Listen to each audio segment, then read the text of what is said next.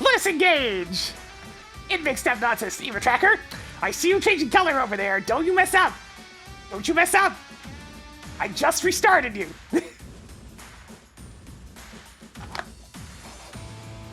Piece of junk.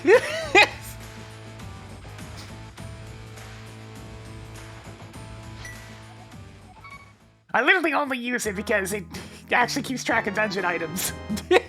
Otherwise, I just use Duncan's tracker.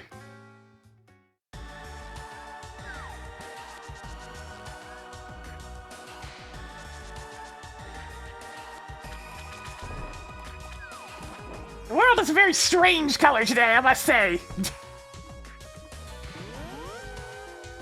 The algae content might be a little bit high in this here river.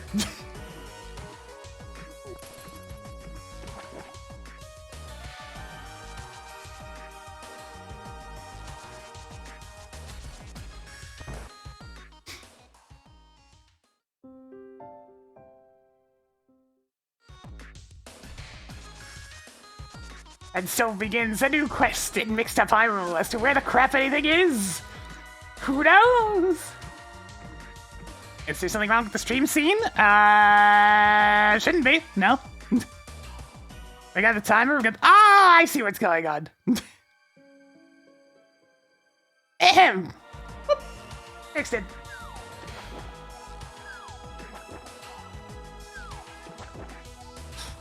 Also, Ganon's actually in a very easily accessed place. Amazing. I actually remember the last time Ganon was just sitting right there.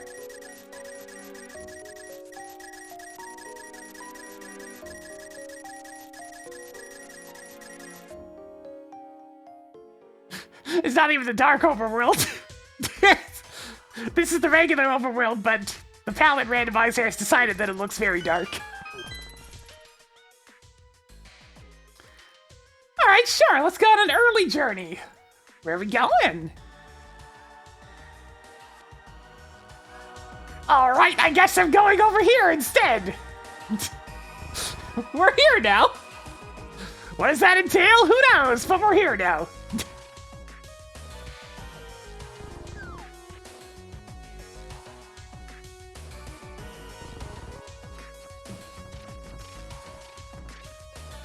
I'd give one of these Eastern Palace statues a tug, but unfortunately that only works after Ag gets destroyed. Oh, we got an item!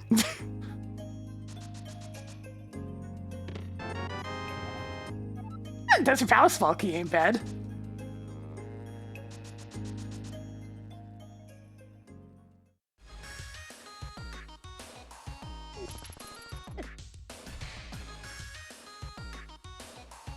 Yosh!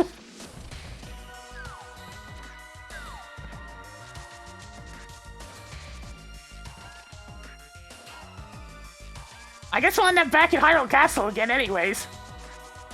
Just by process of walking in that general direction. Oh no, I need a bomb! This is the problem with going on an early journey, is now I need explosives very badly. And unfortunately, there's just nowhere to get one around here.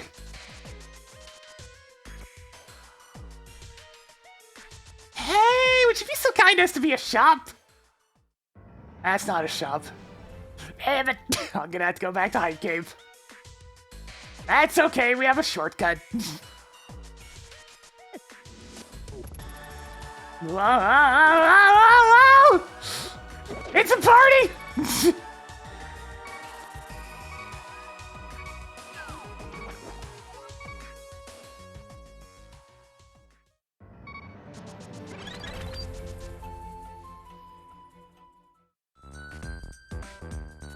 I love it when I go into a room for like half a second and the MSU re-randomizes. Oh, hey, Bob. You know what? I'm just gonna run back there then. Nice save and quit points. Very useful. It begins, Chad. It begins. Once again, our save and quit points are clustered.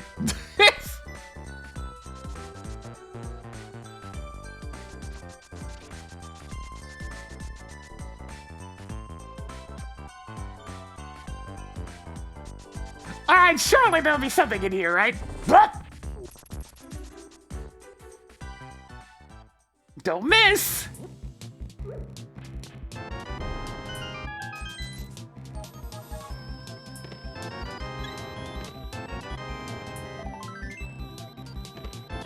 Wow, shocking. It was the the cave of unrelenting disappointment. Never fails.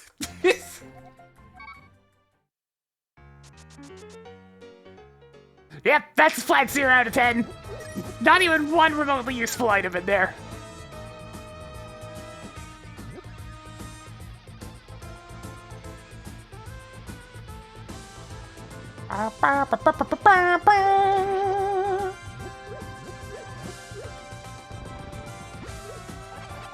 I mean, at this point, I'd much rather Sanctuary just be Kakariko Village.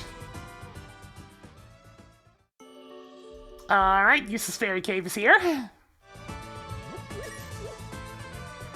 So at least Sank isn't also at Hyrule Castle, otherwise I'd have been a little bit frustrated.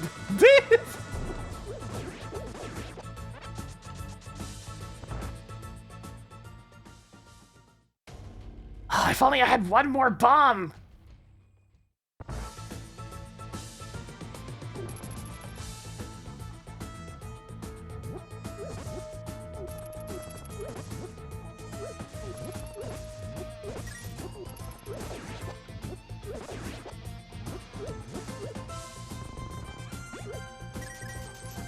Alright, not getting bombs from there. Please, game, I need explosives. Explosivo!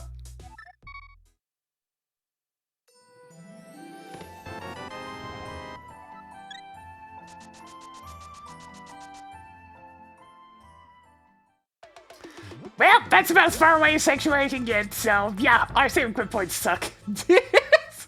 They're really bad this time. Like, extremely bad. Showtime! Ooh, money crab, though.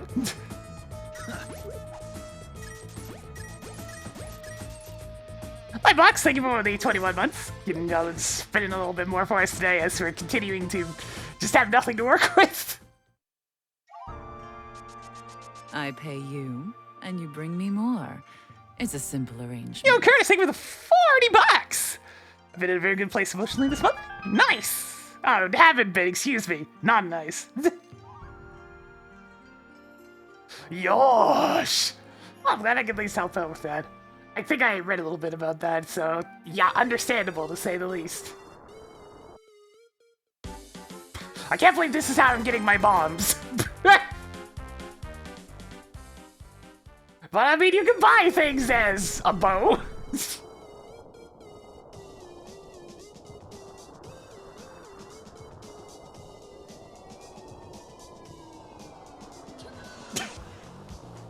Sorry. Just letting that goofy theme play a little bit. Come on!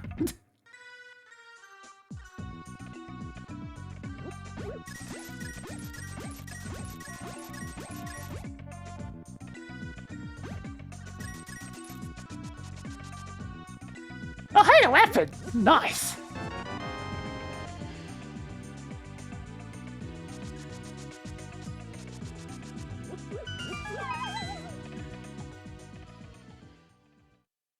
And Kakariko will, don't mind if I do.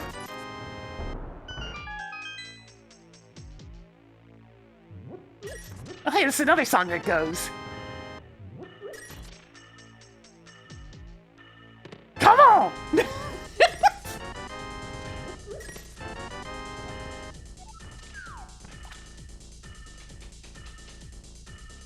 Alright, we're armed and dangerous.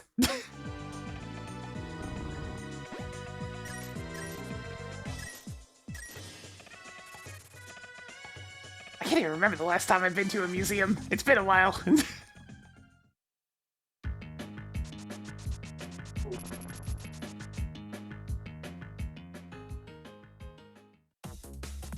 I can go in here. I mean, yeah, sure. I gotta fire relatively quick.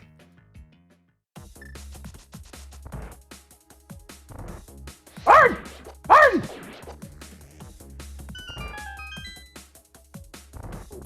Arm! Oh, hey, that worked out. Spend a little magic, get it all back. I'm gonna have to actually, like, update the holiday MSU pack here pretty soon. It's hard to believe the year has already passed. But it needs more songs! Which means I'm probably gonna be deep diving into more Silvercutter.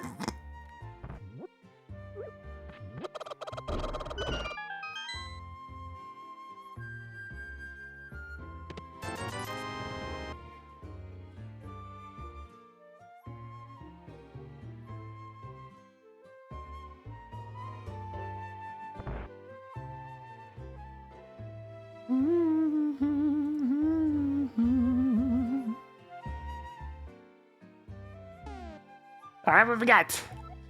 Ice Palace and Turtle Rock, sure.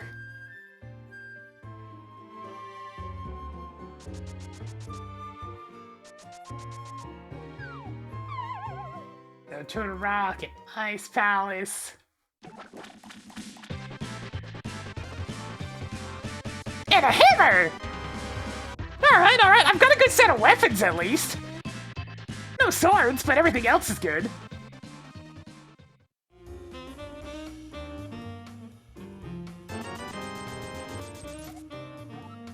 Small key to Thieves Town, also good. I'm a big key away from being able to full clear that. That would be kind of difficult at this current point. First instance of Turtle Rock.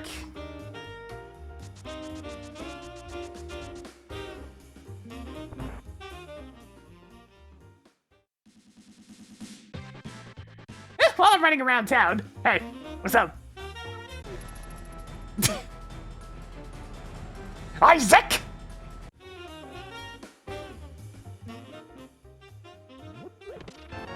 And a lamp? Okay, we're getting good stuff, at least. Well, fire source is nice and early.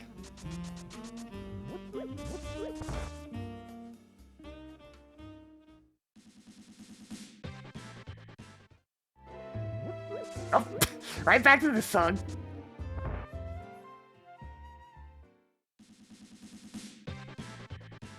Lots of little fairy caves in Kakarika Village. Not a lot of connectors so far, which is probably for the best because I don't have flute. And my save and quit points suck. If I had a sword and a key, I could actually do this right now, but I have neither.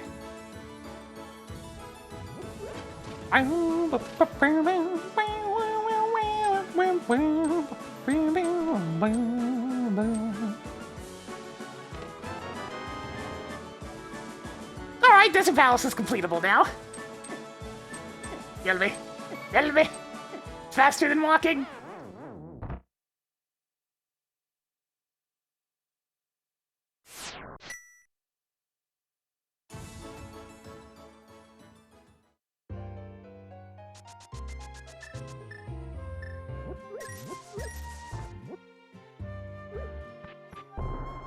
The first of probably many death warps at this rate. The Smiths are operating out of a cottage. Little storage shed. In order to get our services, you must prove that you have an explosive personality.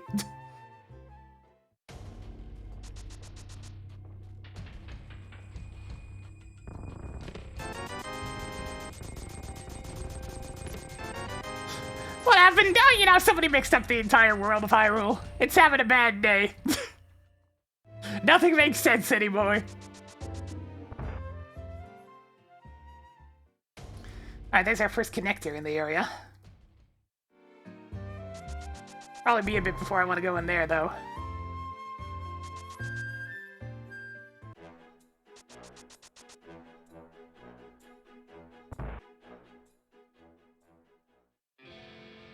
Finally another bomb shop.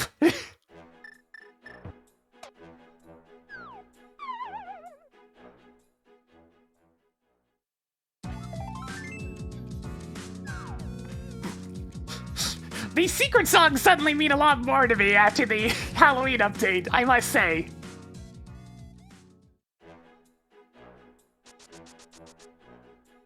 That freaking, like, marathon of secrets level was certainly something.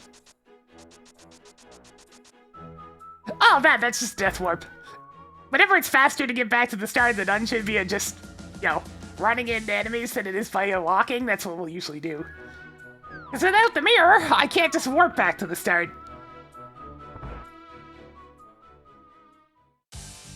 Ooh, Ooh, there are some choices here. Damn.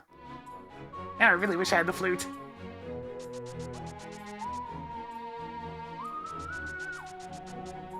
Ooh, a big key. I want that. Alright, let's get that labeled as important. I'm gonna go dig up whatever's over here. I would really like them with the flute all of a sudden. I mean, it's always useful, but now I really want it.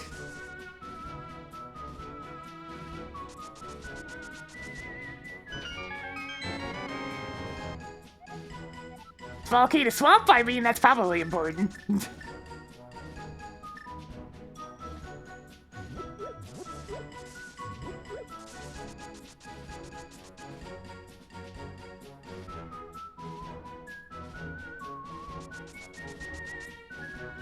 Alright, I gotta decide how the heck I'm gonna handle these two connectors.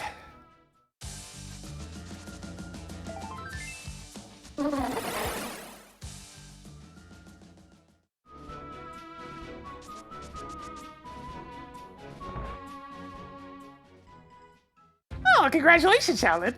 Getting that first test rank is definitely a lot of work in Pizza Tower.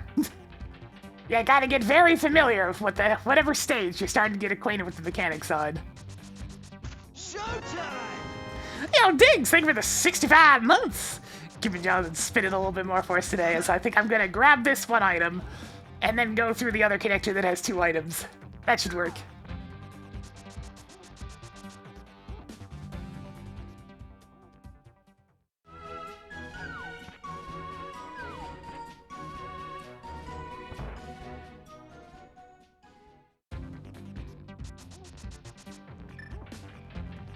Yep, I have my Advanced Source MSU pack in here, so there's lots of music from that game.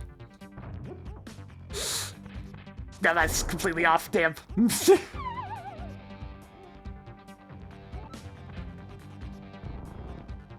That particular bomb jump requires a certain level of swagger, but I don't get it very often. It's a lot of stuff to line up.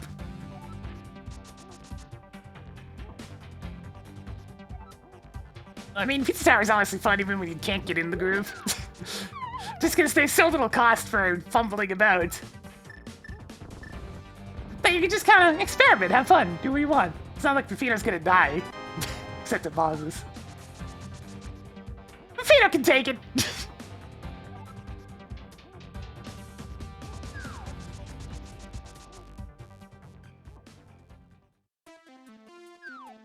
Alright, interesting spot to end up.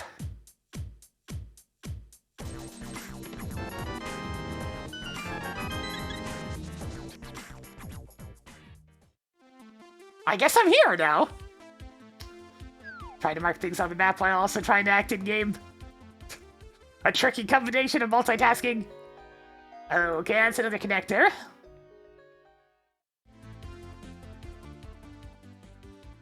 Oh, it's the super duper catchy overworld theme!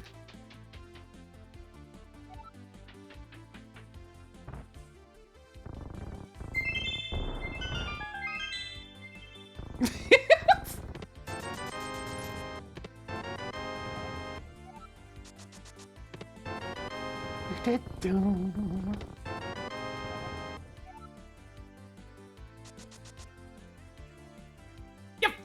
Peter's a wild man that runs at incredible speeds and has all the momentum in the universe, but if you know how to do a quick little, like, speed cancel with grab and then pressing the opposite direction, that pretty much solves all your problems right there.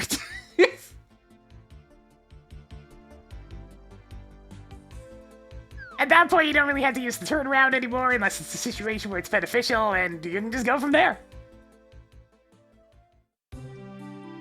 Ah, I'll go here in a minute.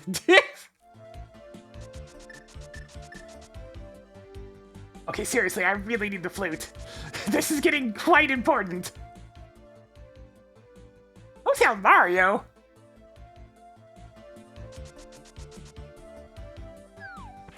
Yeah, Pepino decidedly does not have that problem. He is incredibly responsive to the point where it is almost terrifying. That man can turn on any dime he wants! You didn't go this way, he'll go!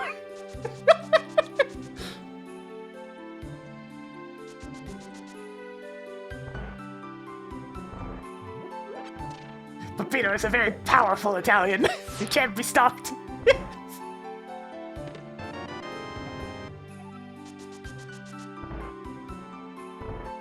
Yep, we got Coastal Desert. So I'm just gonna whoop, like that. Yeah, I've seen the Peppino in my 64 hack. I think it's updated since I played it last. When I did play it, it was alright, but it suffered a lot from Mario 64's core issues, which is Mario turning like a goddamn truck instead of like a human being, and the fact that you slide if you stand on so much as like a 5-degree angle. Also, the really poor air control in Mario 64, which is decidedly not carried over into any future title. I have a lot of issues with Mario 64's default physics, I must say. It's why I don't particularly care for the game. It's really stiff compared to the future ones.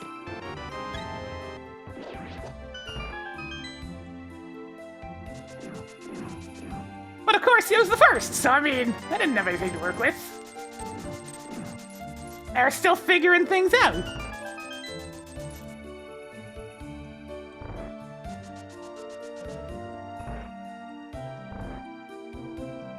God, no. We need a bajillion keys before pedestals available. That's not ideal. Alright, hang on. I need to turn back into bow real quick. I don't mean this bow, I mean the other bow.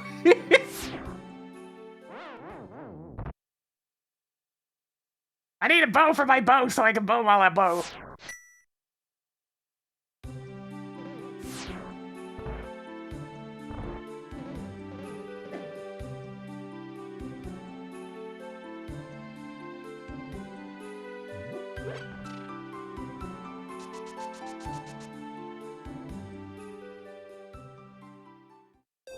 That's an incredibly useless spot. Alright then.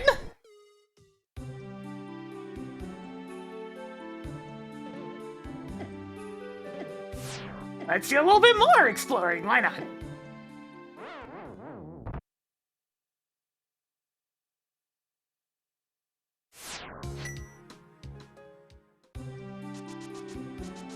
I mean, Mario 64 is impressive for when it came out and what it is. In that regard, it's really good.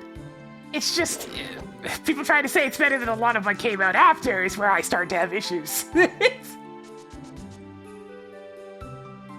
It's like literally every other game in the series has controlled better than Mario 64 at this point. Even the ones with motion controls. Well, you know, it's like Mega Man 2. The nostalgia blinders go up and nobody listens.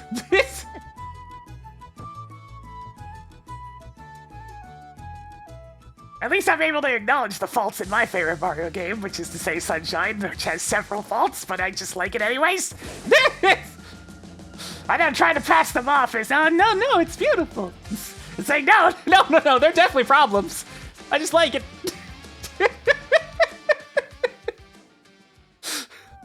As I've always said with Sunshine, don't 100% it, it's not worth it. Just get everything that isn't blue coins. Ignore the blue coins for your own sanity. There is nothing good to come of that. Oh yeah, Mega Man 2's music still holds up fine. I like other soundtracks better. I think it's... the Mega Man 2 soundtrack is overrated. It's still good. I'm just saying there are better songs in the series. It's an important differentiator. I'm not saying Mega Man 2 has bad music, I'm saying that the rest of the games have better music. Not the rest of them, though. Mega Man 1, not great. Mega Man 3 is about equivalent. Mega Man 4 is better. Mega Man 5, up and down a little bit. 6, pretty good. I mean, the Mega Man games, they all sound pretty good. 7's pretty unique.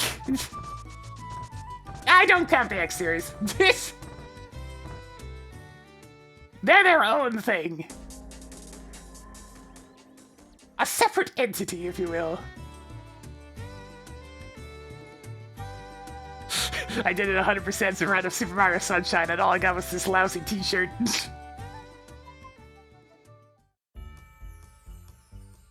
You know, I can do quite a bit into a rock there, but let me take a look at these two entrances first. Hey, kid, but I don't have any bottles! No! Okay, cabbages, please. Yeah, 9 soundtrack is great. 10 soundtrack, also good. 11 soundtrack, also pretty good. Though it suffers a little bit from its instrument choices, the actual, like, compositions are still solid. Huh, connector on the same man. Like, I've heard a lot of 8-bit mixes of Mega Man 11 soundtrack, and ooh, baby! It's still good! It just needed to have different instruments.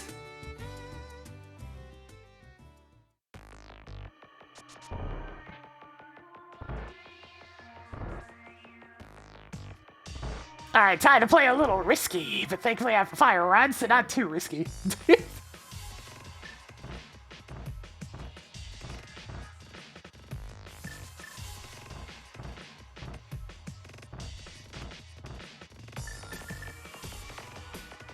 If you're asking about old LP videos, I mean, it's been like, what, 10 plus years?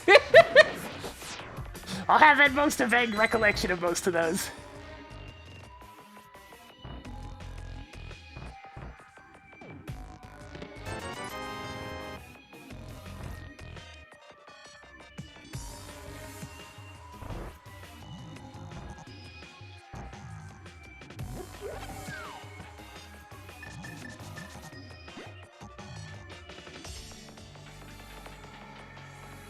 Yeah, I've heard some of the Mega Man 11 stuff that was used for Mega Man Maker.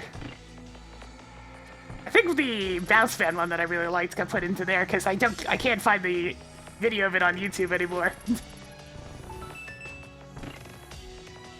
I mean, we're just grabbing the first couple of chests into a rock. There we go. I had the weapons to make it easy, so... So I can either take a connector here, or check the Dark World entrances. I'm gonna do this.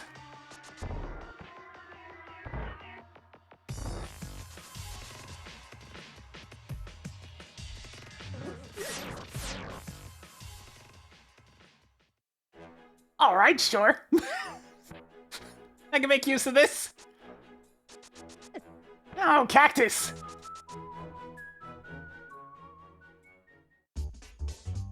Only the most beneficial connectors here.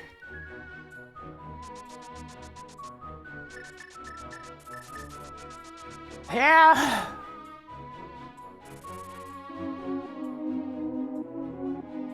People thought motion controls were gonna be a big thing.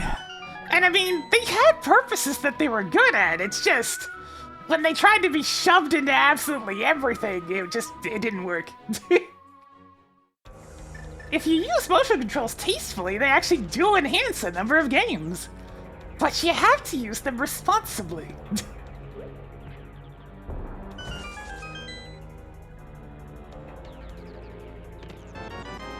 Well, that book was important! Moon Pearl acquired.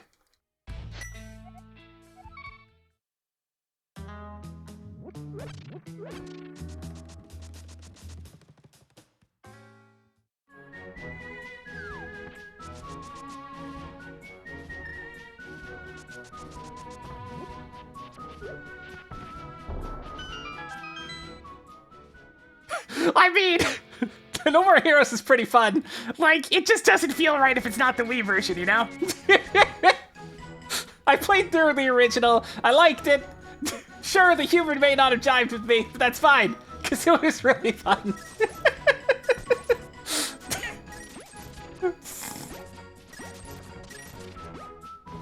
Well, all I'm saying is, the Wii version allowed me to do something very goofy with a college friend that was watching me play it in person.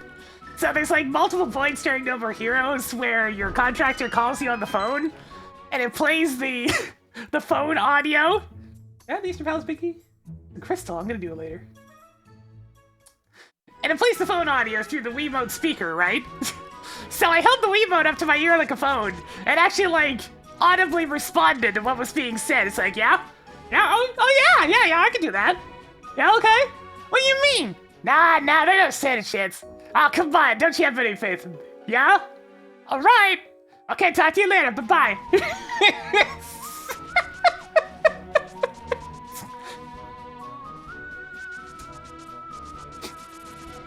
It was a great, like, in-person gag. I enjoyed that.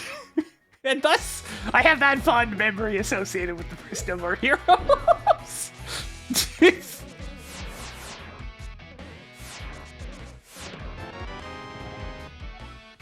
They had a sizable laugh at that. Because,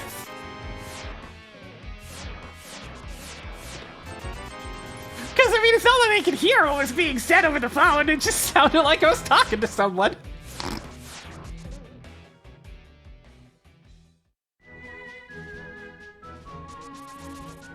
I didn't get the Swamp Palace item. The dam is just out there somewhere. Once you pull it, it stays drained. But you gotta find it first.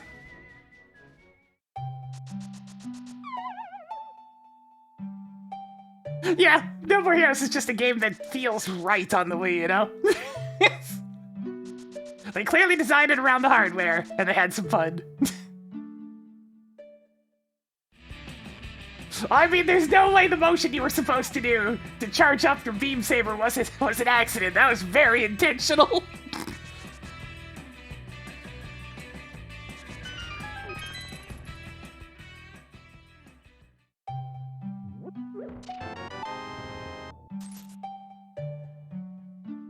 Alright, so I got there for your desert, which means I have to go for a bit of a hike if I want to get back up there. So I really want to go to the Dark World, but the only good way I have to get there is a very long walk.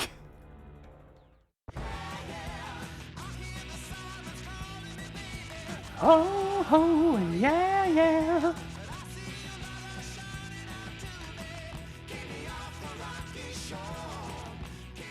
Oh god, the hard mini game from frickin' Skyward Sword. If you want an example of bad motion controls, oh man, there it is. I did not enjoy that one.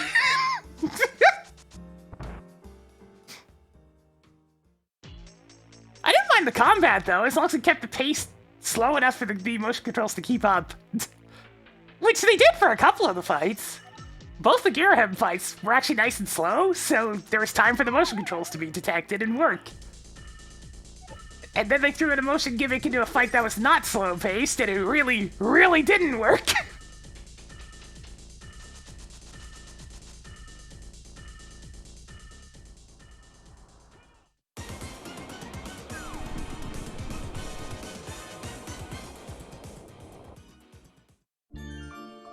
Bombos!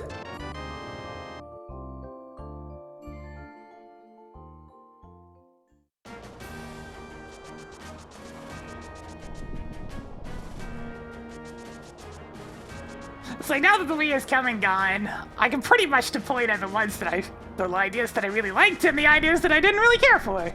And the ideas that I think just will never work.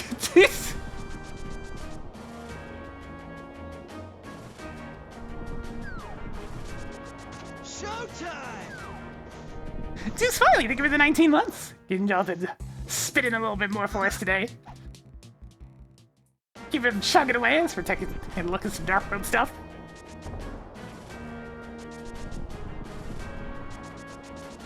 One of the biggest examples of ways that motion controls just didn't work is what I call arbitrary assignment.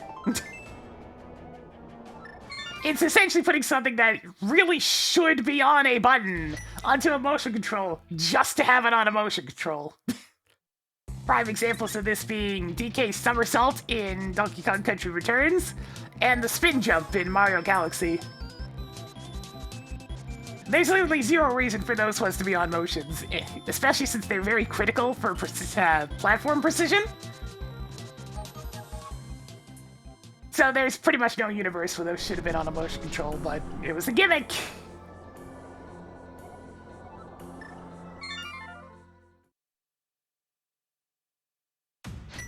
Yeah, there's been worse, but those ones are really bad, because they mess with your ability to do basic platforming challenges. I like Donkey Kong Country Returns, I just prefer it having buttons. Which is very available through emulation.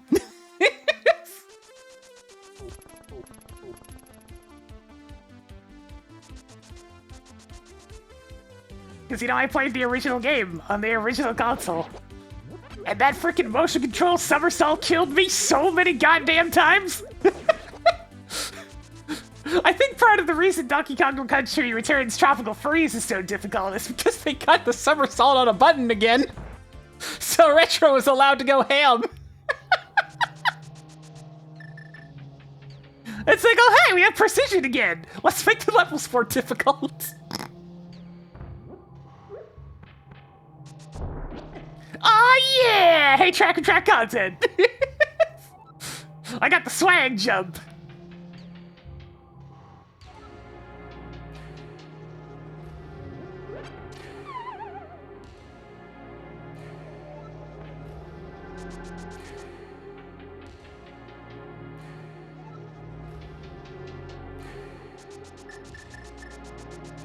But yeah, Over Heroes is definitely the one that I point to if you want an example of just fun motion controls.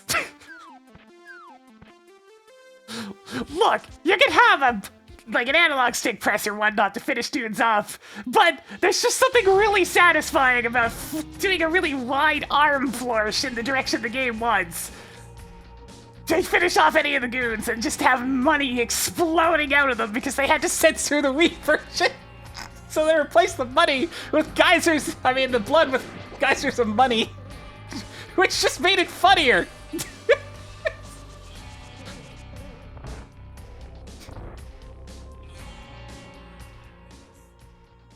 like, oh hey, a creative solution that I think actually makes it better.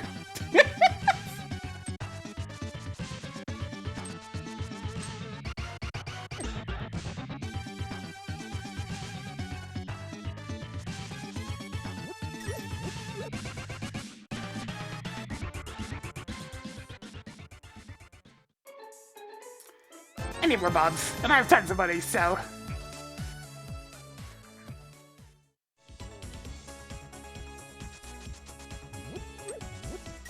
I mean, they're shovelware games, they're gonna be bad at everything.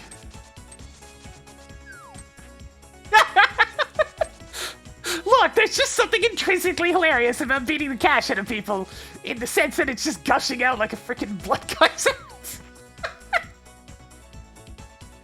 I'm just saying, River City Ransom had the right idea back in the day.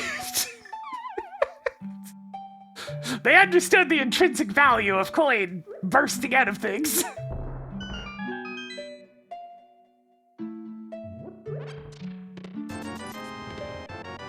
Oh hey, a sword! Nice.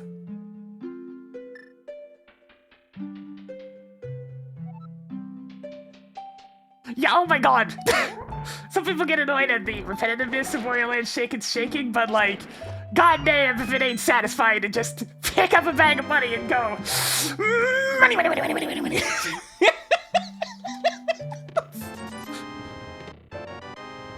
Oh, that game's fun. That's another game that wouldn't feel quite right on any other console. Sure, the, ground pound thing should have been on a button, but I mean, shaking the crap out of your enemies? Nah, that only makes sense by shaking. And being able to use the motion controls to aim? Kinda nice, honestly. Having played the game with a, simulated Wiimote thing, where I was essentially using the analog stick to aim instead, yeah, the motion control works better. It usually works better for aiming. Because you get tiny movements available instead of having to rely on a tiny stick.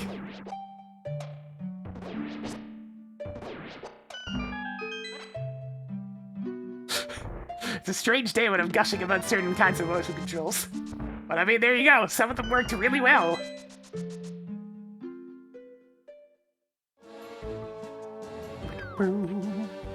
Oh hey, it's that game that never got any updates. The one multiplayer game on the Switch I liked, and it just never got any support.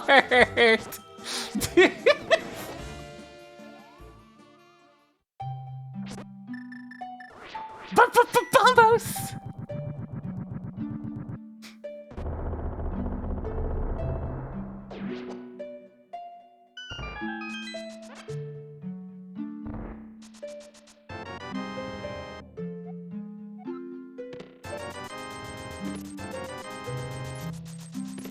Another Fire Sword!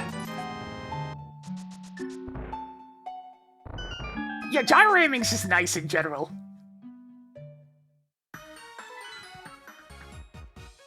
Alright, we got one of these. Holy crap! Thieves' Tower is a crystal and full clearable. Absolutely mad! Well, actually, I'll be full clearable as soon as I find the key.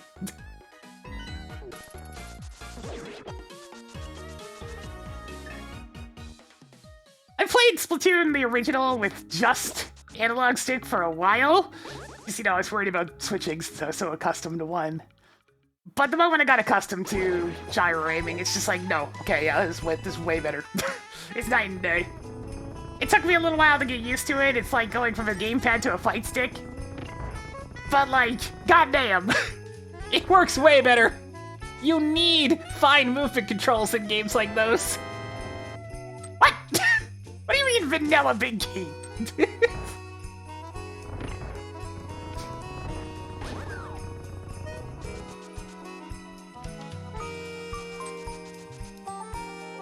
A game, please be nice and don't be assholes.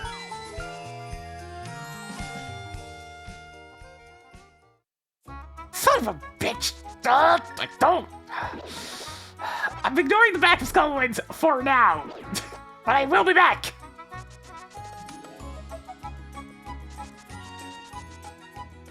There's a lot I can do back there, but because it's Asshole Woods, I can't get back once I go back there. And I don't have easy access to the Dark World right now, so I'm just gonna deal with the Dark World.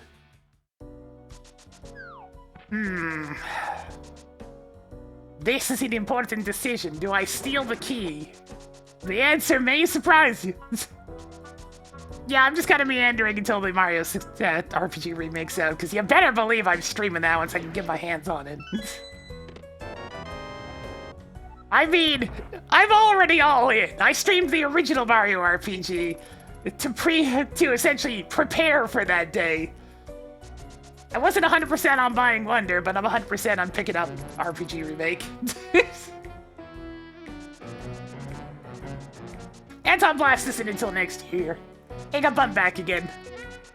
I did take a look at the updated Anton Blast demo, though, and they really cleaned up the controls, by the way. It controls way better than when I checked it out last time. So, I mean, the extra dev time's going into good shit. Screw it, we're stealing the key.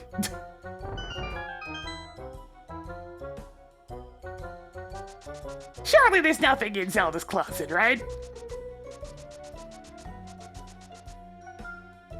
Well, it's just because I knew the game wouldn't be terribly long and it cost $90. But it was A, twice as long as expected, and B, about 10 times better than expected. So it ended up being okay.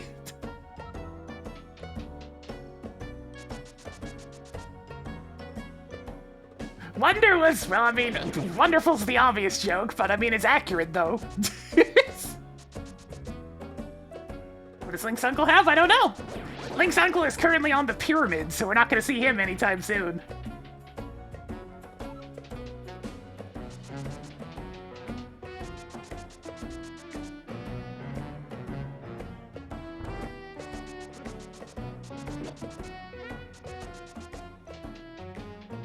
That's fine. I mean, I can afford it at this point. People have been just decently generous. I mean, I'm always all for donations and whatnot. It's important to keep this whole stream going, but as I say, don't give more than what you can comfortably handle. Be responsible with your cash. As somebody who lives on a tight budget, I can emphasize very clearly, be careful with your cash.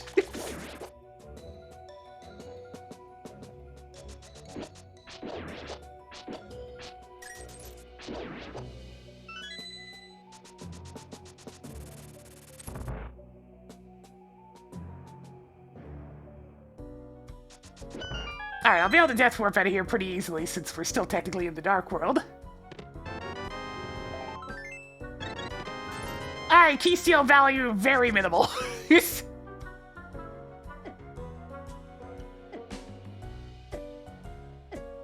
Powerful rats! These are the rats that do not squeak.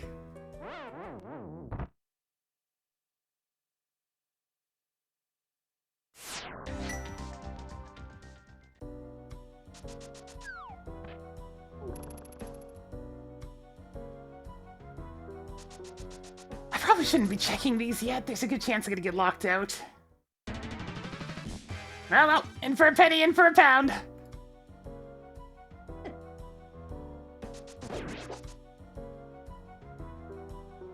No, they don't make me squeak. They're the rats that don't squeak. In other words, the rats themselves are not squeaking. Oh, there's a big key here. What flavor is it?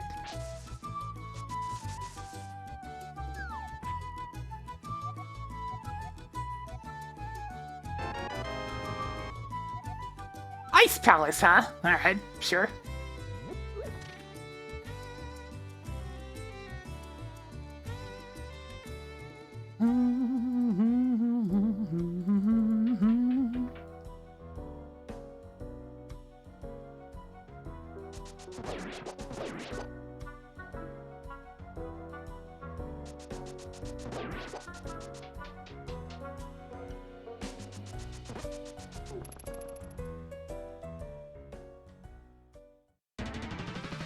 Alright, back to the Dark World.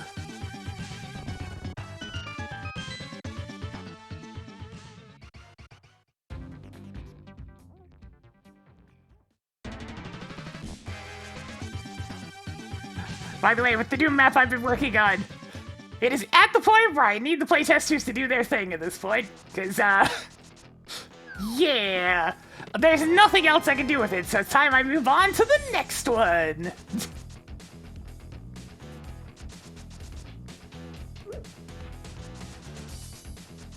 I've done co-op, I've done a little deathmatch arena, I've done the polishing up and checking for what's called slime trails. Everything's good to go. I fixed up a couple more bugs, added some quality of life stuff. It should be all good to go at this point. So as soon as the playtester gets around to it, gets their 2 cents in, I'll see whether or not I'll be nerfing anything, and then we'll go from there. The first one seemed to be pretty okay with the difficulty, so I might just be free to start implementing the other difficulties. I'm getting Death Warp again. No big key, so got a Death Warp.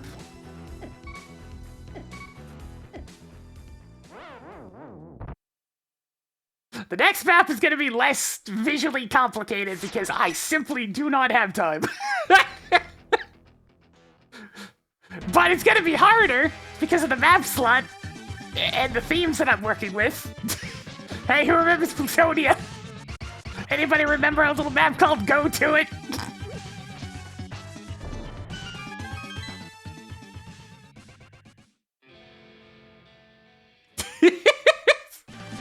Because that's one of the 2 maps that are combined in this next one. And I'm just like, oh, you want a slaughter map, do you? I could do that.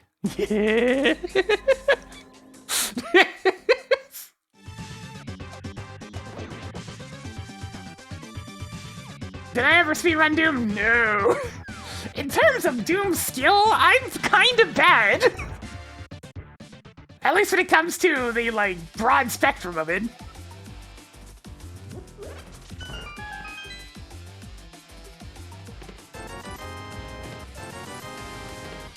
I'm what could be affectionately referred to as an amateur.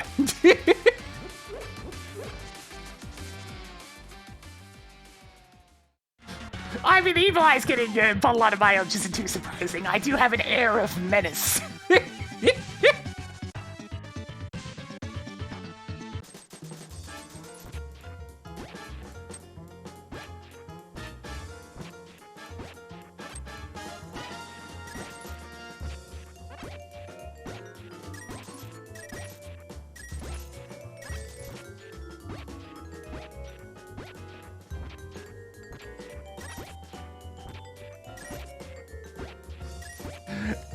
Oh man, when I was guiding Rome without being able to see, that was beautiful. Is that the full 30 digs? It felt like it.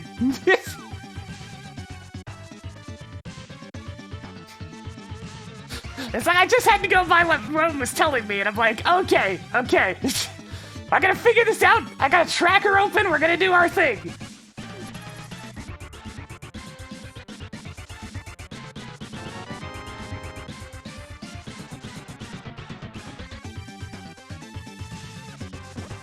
It's like I've played enough of these randomizers, I can guide this way.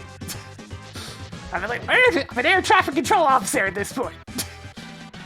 I've got a list of places that are going on and activities, and I can sort from there.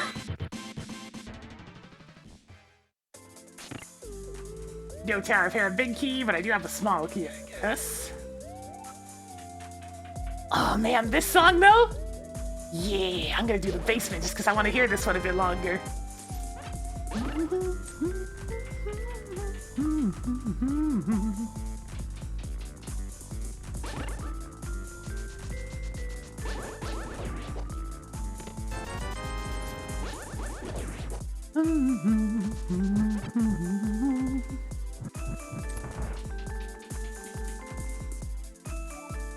Ah, Bomberman Hero.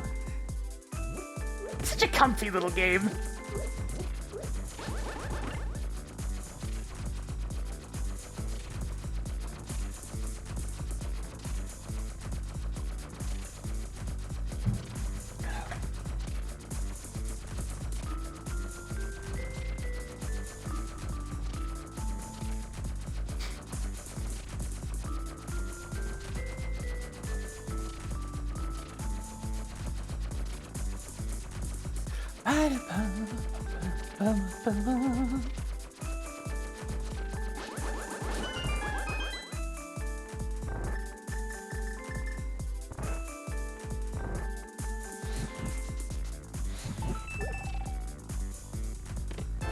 Nothing! So stupid.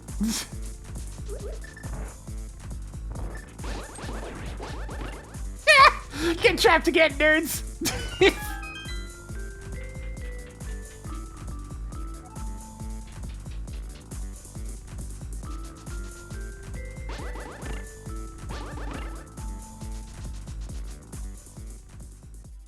Molarms didn't stand a chance.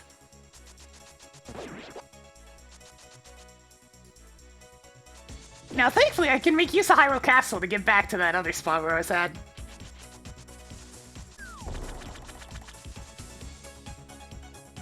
But there is kind of the entire eastern portion of the Dark World calling out to me as well.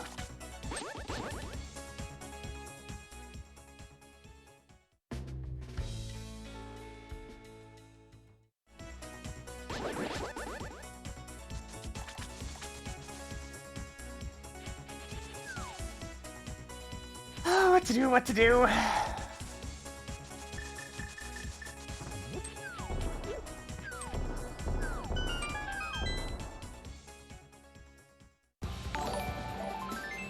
Yo, Ranko, coming on with the party of one.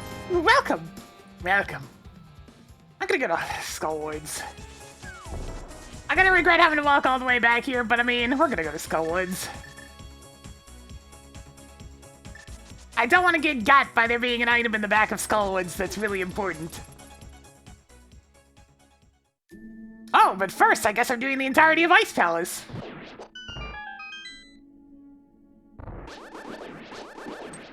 This is a really nice song to get for a longer dip of Ice Palace, too.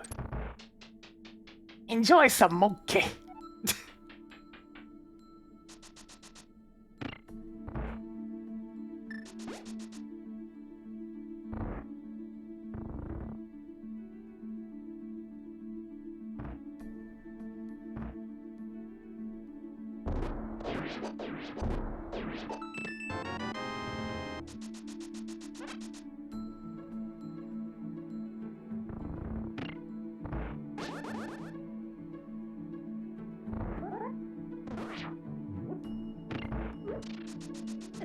Now, no, penguins!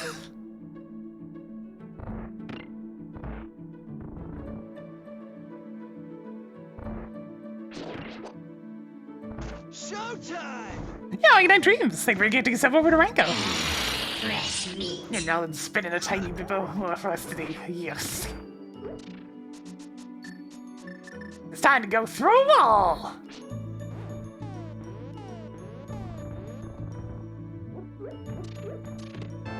Yes, good!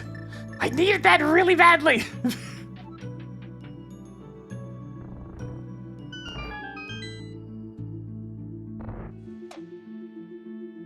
I don't have a glove. I forgot about that. Shit. Okay, I'll just do a dip of ice then. Wait, that means I can't even go further from here. Oh no! Mistakes have been made!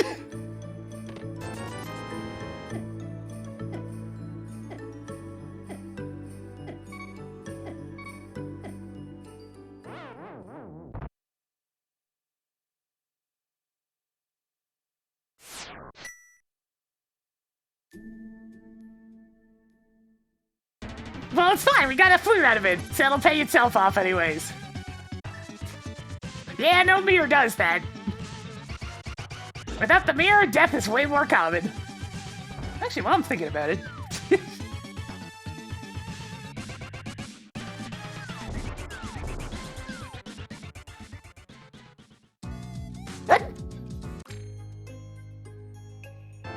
Nice!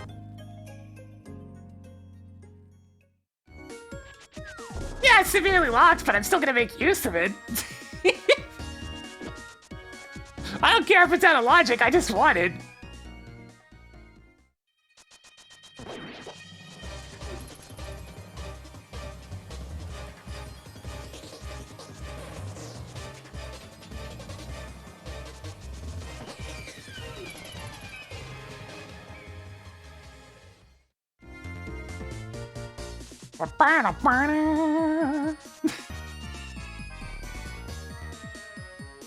Cha-cha.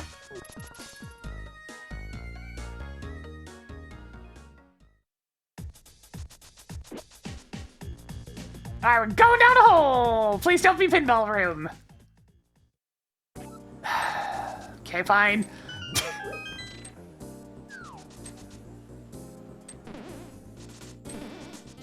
This is the please try again hole.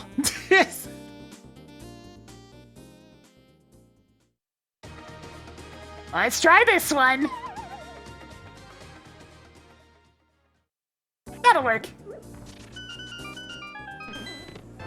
Oh, another one. Nice.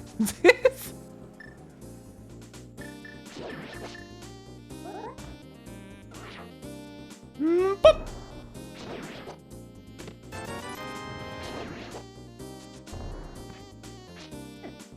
This is my second Zelda game. My first one was Zelda 2.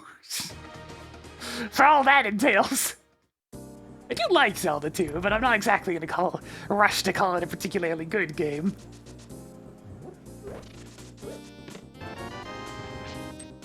Though that one fan remake of it certainly fixed a lot of the issues.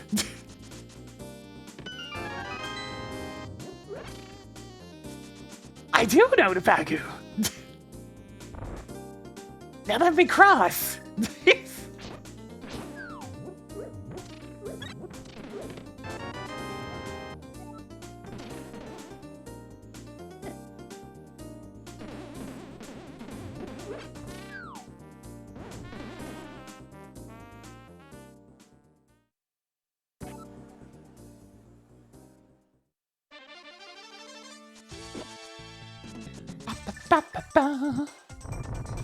Alright, what's in the back? It's a really bad time to not have a glove. That's kind of annoying.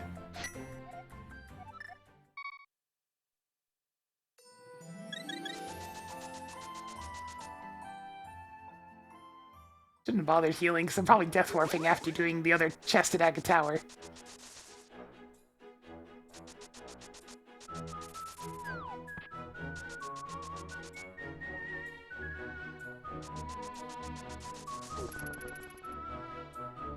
If Zelda's treasure was a glove, then that's unfortunate, but it's still not a logic.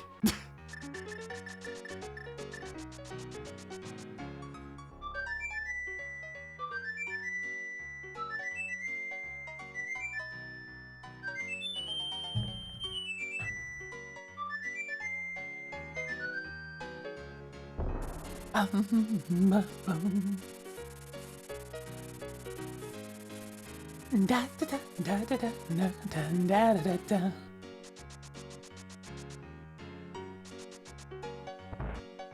Let's hopefully get a crystal. Man, the bad RNG has been ferocious on this room lately. And just want a key dash, but the fire thing keeps going to the left.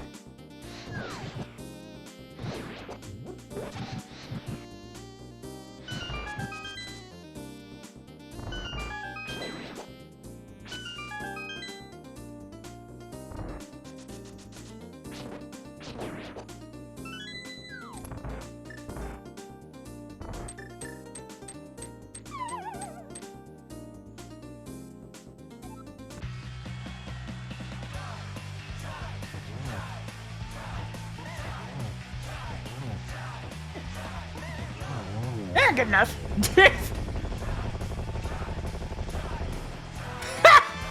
Now I can run with 2 feet! And it's better.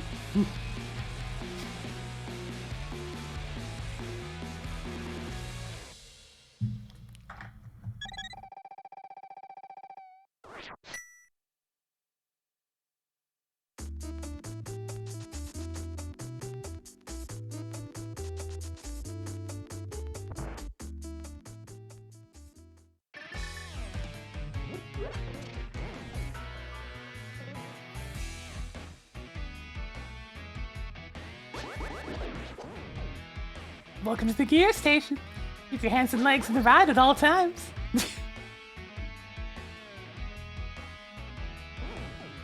No hook shots, I gotta go this way.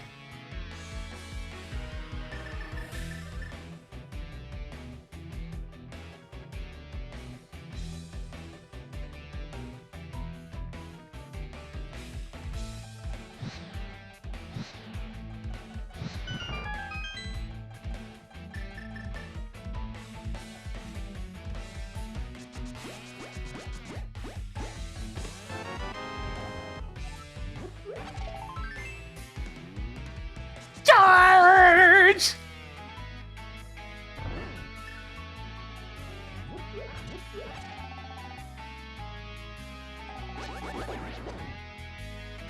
Ah, the battle subway. One of the very few of the endgame Pokemon stuff I've bothered finishing.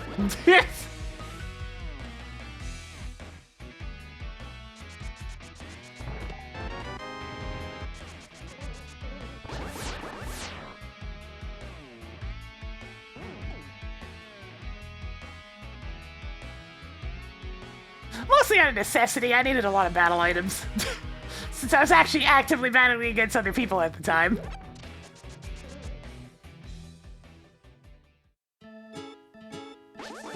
Facing other human beings, madness.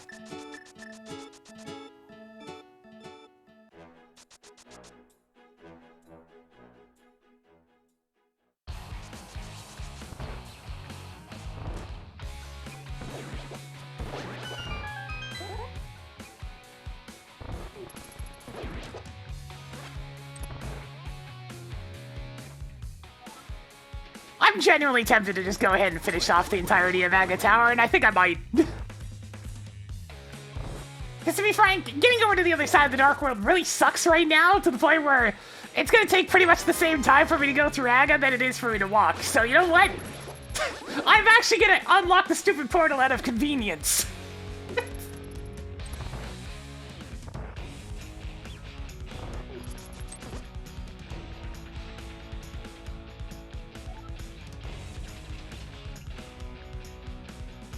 Without a glove right now, the walk is a long walk.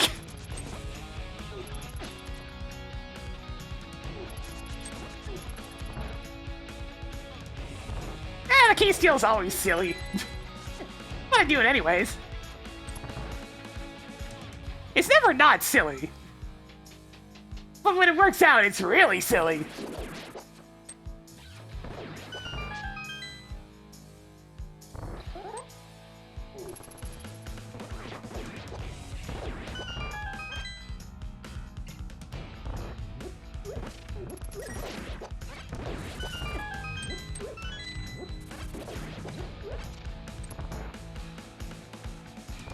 You know, it's really funny to think back at the strategies I used that people would call crazy back in the day. And meanwhile, I hear about what's being done in randomizer races these days, and it's just like... oh, man! My plays are tame! Let's let's just skip Zora even though we're right next to it. No reason. Let's just skip him anyways. Why not? And I'm just like, yeah, okay. Save that 10 seconds. It'll serve you well.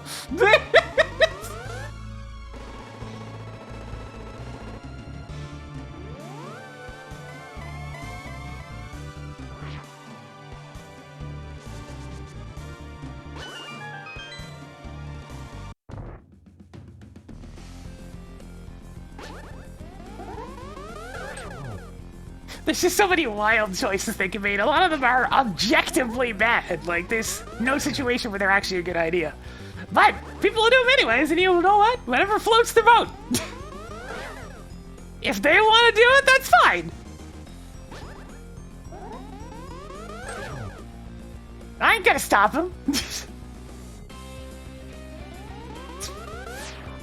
It's randomizer, after all. It's hardly what I'd call a competitive format. Despite everybody's attempts at making it so.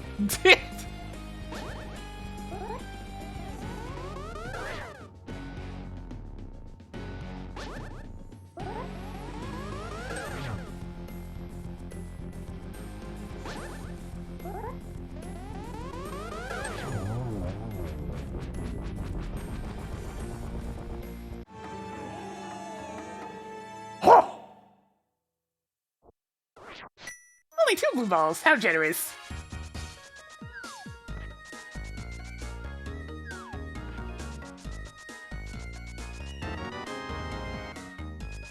Yeah, it's like people can call it whatever they want, but anything with the most important skill, well, let's do some of these. The most important skill is luck. It's just automatically not competitive. It's not. You can try and pretend it is, but it's not.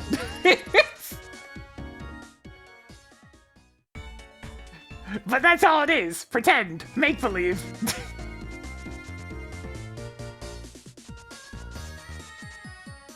But if you're having fun, go for it. Why not? I don't care. But it's just important to remember that by no means is it competitive.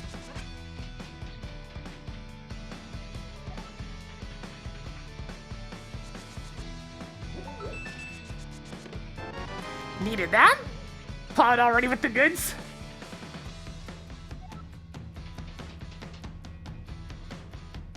What am I doing? This is the switch. Yeah, competitive fun having.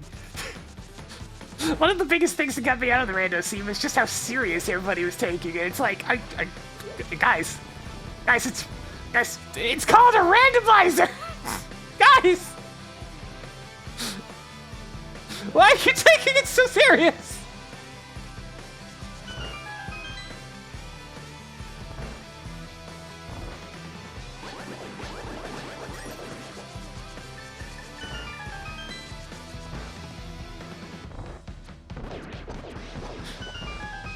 I'm glad people didn't get tilted by my shenanigans during Pizza Tower speedrun.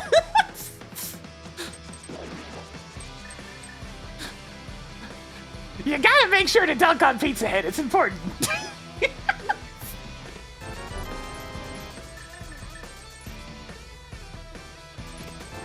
Oh yeah, it's definitely fun to watch.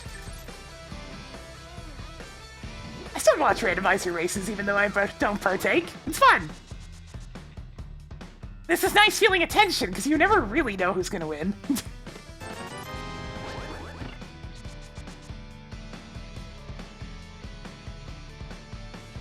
But it's hardly a serious competition. At the end of the day, it mostly comes down to a bunch of dice rolls.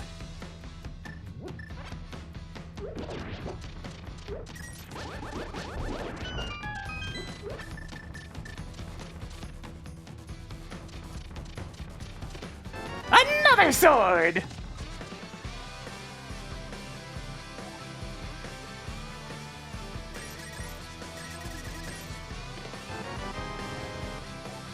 Okay, I can check the last chest in Primal Castle now.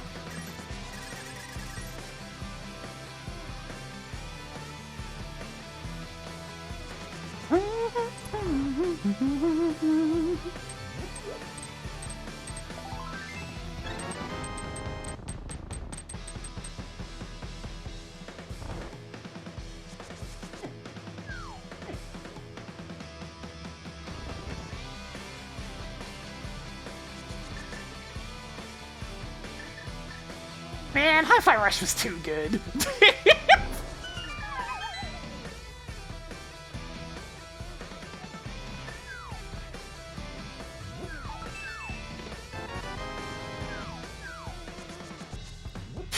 I mean, competitive watching paint dry at least has more competitive aspects to it than randomizers.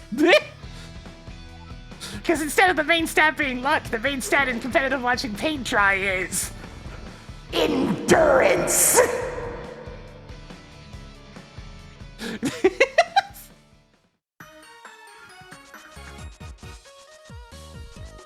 Yeah, but I mean, like, good execution only takes you so far in randomizers. For Link to the Past especially, there's a fairly low skill window where luck is the main determinator. I mean, for heaven's sakes, I won a weekly when I was barely started on racing because I got lucky. I was hardly skilled at the time, and facing many people who were, but because I got a lucky break, I won. And that was back when weekly races were like 70 plus people.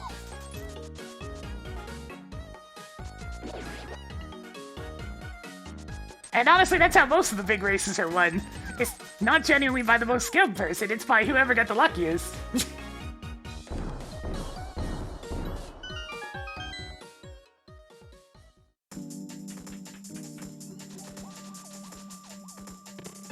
Oh my god, finally!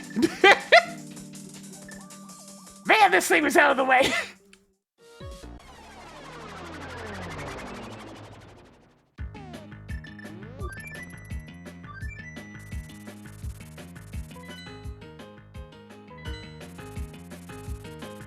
Yeah, routing well and playing well will both give you more buffer against luck streaks. But there's only so much you can buffer! Yep!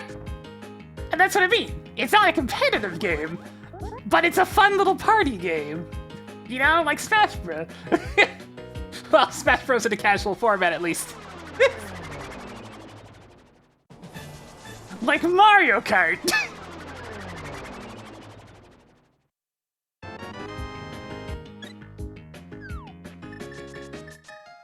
Or even if you're super skilled, if you get hammered by all the items at the very end of the race, you're still going to lose.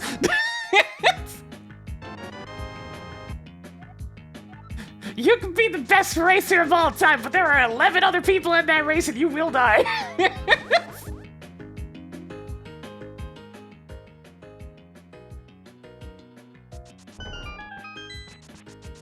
Yeah, but traditional sports have other skills on top of then luck.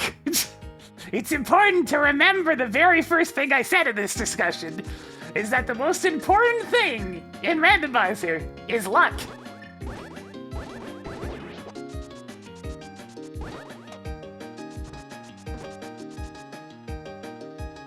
I'm not saying the other skills don't matter, I'm saying they're less important than getting lucky.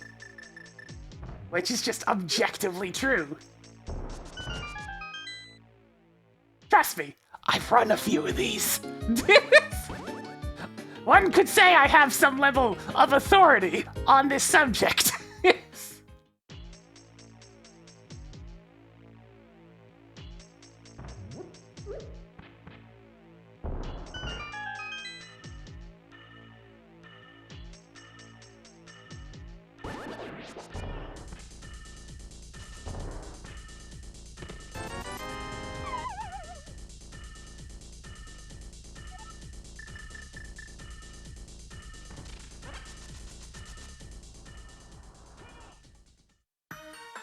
Not bad. I mean, not a bad connector to find.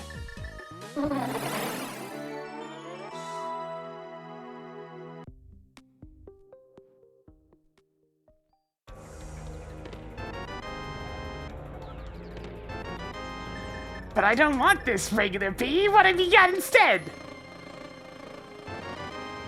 Yeah, that works. All right.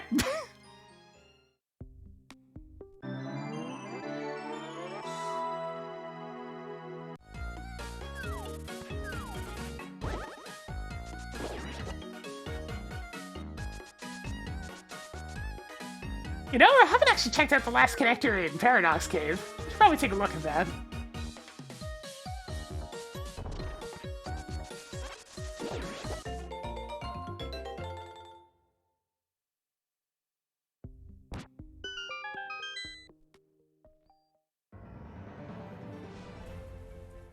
Back in the day, good routing and good execution used to matter a bit more, because the average, like, the skill floor on average in the community was pretty low. But nowadays, people have enough skill where the skill, like, difference between top level and mid level is really not that big. It's like you're getting maybe a 5-minute buffer at best out of good execution and good routing. And 5 minutes, that's not enough. That's not enough anymore. Ocarina, the buffer's a lot bigger because it's way more complicated. Oh man, having great execution in Ocarina of Time is not easy.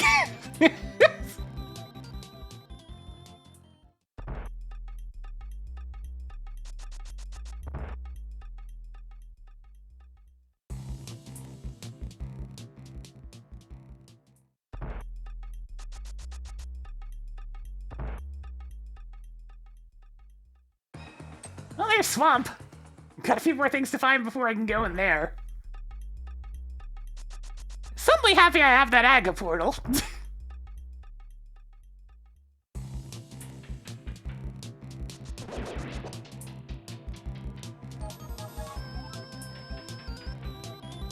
I watched the really good people play Ocarina. It's like, oh god, yeah, they're getting like 10+ minutes every single scene off of execution. Now that said, luck can still be the determinator there, just a little less so. And then there's games like Minish Cap where luck is extremely important. So it varies from game to game, but ultimately with randomizers, it's the big stat. Should've checked Hyrule Castle when I was running by, forgot to.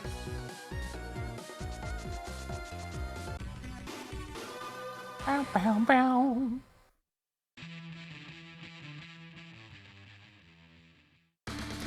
Ah, this seems important. Alright then.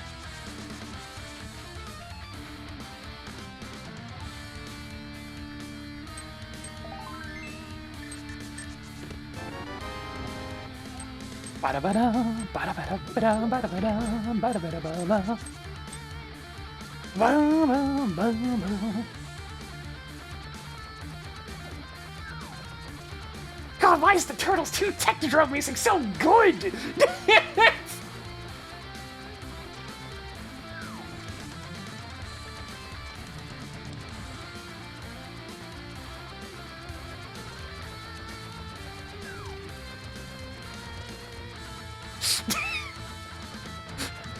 When the title room's still inactive, I have time to air guitar.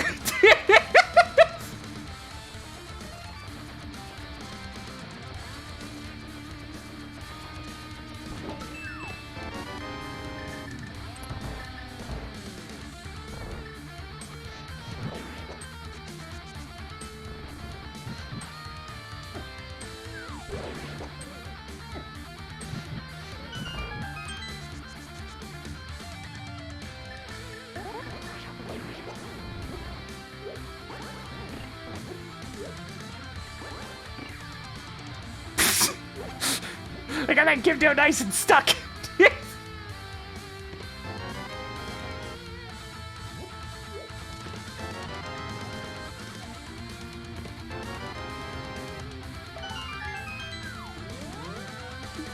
Turtles 2 is especially odd because for a lot of tracks, the NES sound font actually sounded better than what they used for the arcade machine. I wasn't super fond of the arcade game's sound font. It was a little rough.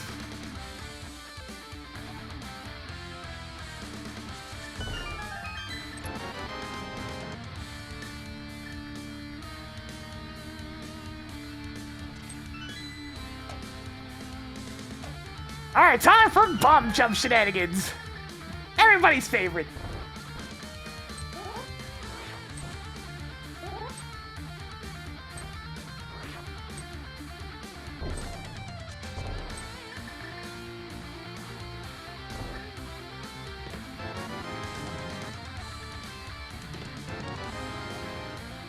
Yeah, Turtles in Time is where they really figured out the sound fun. Yep, I'll take that. I don't care if that's in logic, I want it.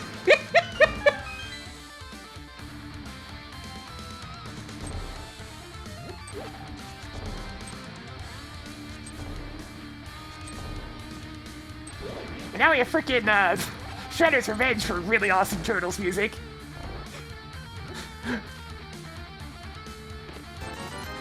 There's just something about the energy of the Ninja Turtles that brings out a lot of people's really good composing. They just kind of go ham and it works.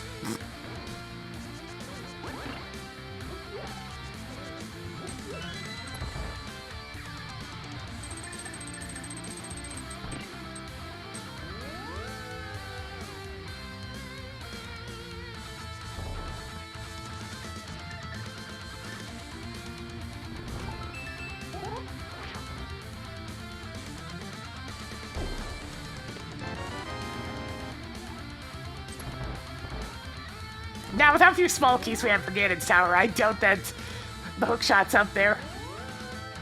There are many places the hookshot can be.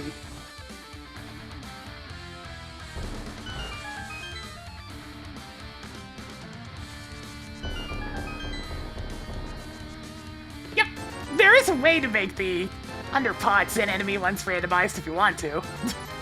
And that's by adding them to the randomizer pool. It gets really confusing. This is one of the options for if you also decide to randomize the interior dungeons. So all the rooms get jumbled around and you get these strange amalgamation dungeons.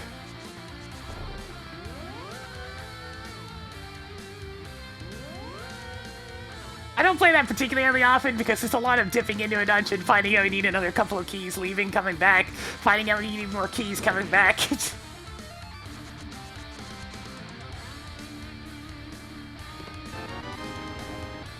Well, I needed that. GT big key important.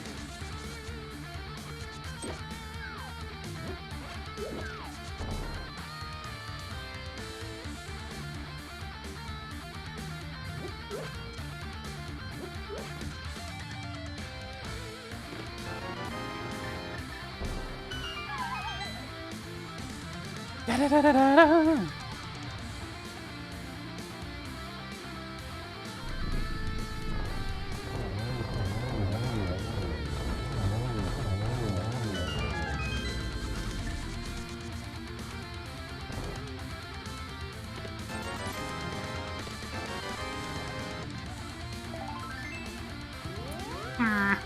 I'm definitely not climbing.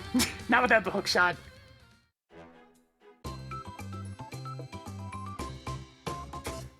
And now a commercial break. I know I've seen Easter, and I think I might not written it down, though.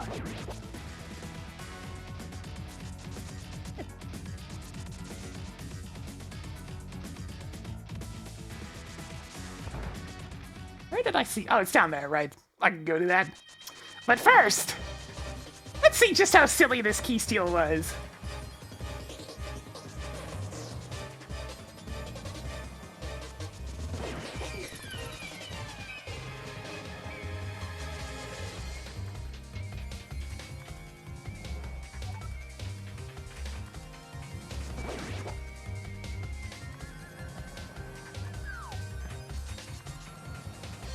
Yeah, you can end up in the boss room. In fact, Ganon's hanging out over by, like, the Lake Hylia ferry.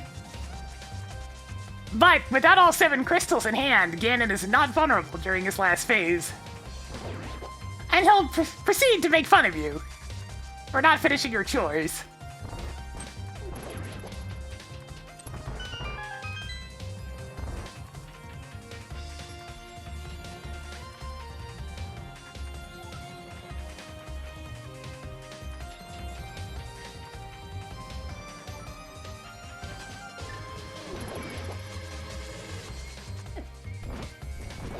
I tell him, what were you hoarding? $5! Wow, such value.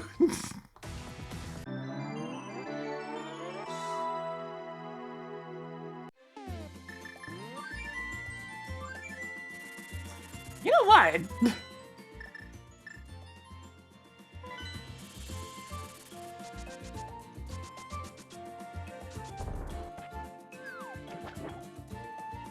This almost never works out, but let's do it again anyways.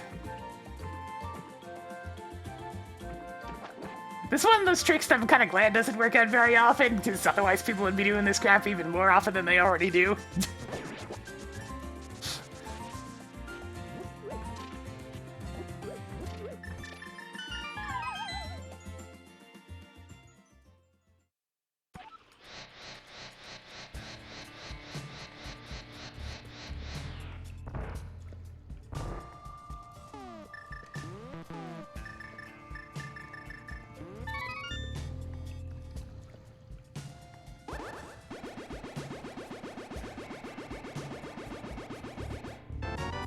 Yeah, there we go. I almost feel like Magic Bat has like some sort of negative weighting on it to prevent that from working, but probably not.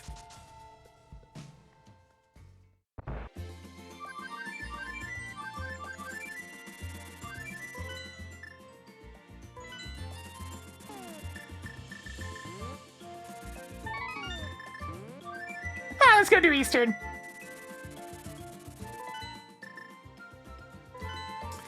Okay, so there's this trick called Fake Powder, right? For some reason, if you have Cane of Samaria, but don't have any magic, press the button to activate the Samaria, immediately followed by pause, and then scroll over to the hammer, to the mushroom. It will use powder? Question mark? Now, it will use whatever item you scroll over to. This includes the mirror, so don't accidentally fumble and do that instead. Especially if you're, say, trying to do Fake Powder to get fairies at the top of Ganon's tower. That would be a bad thing.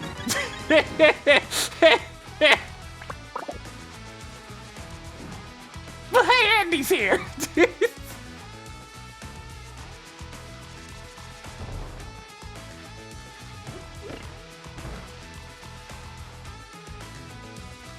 Man, I actually really like playing as Andy in Advance Wars 2. There's just so many different powers that he can just deal with. Oh, hey, it's actual powder.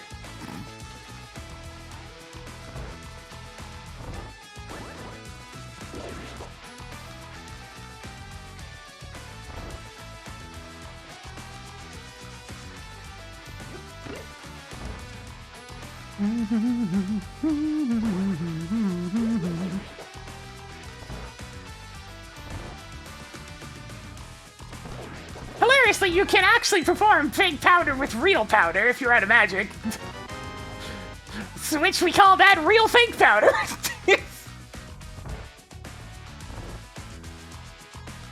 Yeah, but Colin's usually banned. So...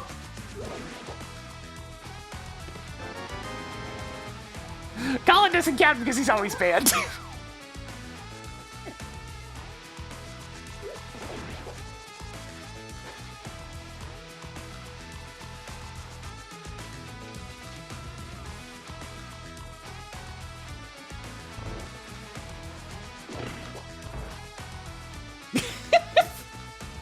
It's like, nobody wants to deal with Colin. Nobody wants to deal with Conbay. Or Canabay. Or frickin' Conbay. I don't know.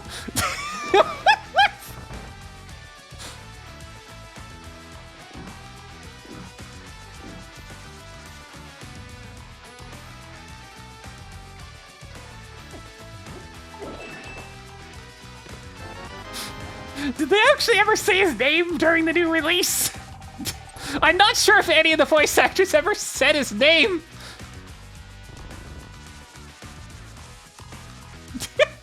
Because, of course, Sonya always just calls him father, and he doesn't really interact with anybody else.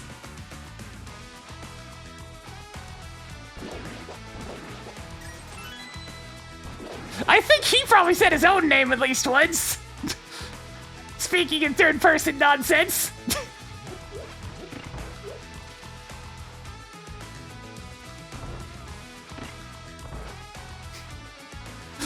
Conbay will deploy a mountain of troops.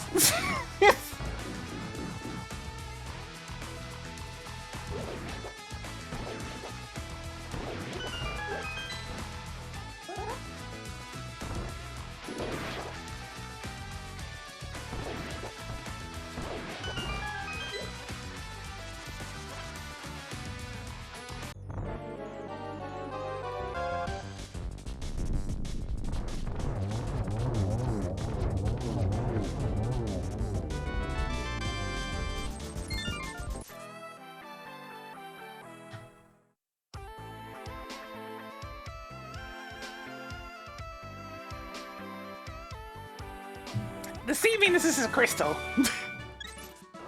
Oh yeah, we got like 500 Pokédollies.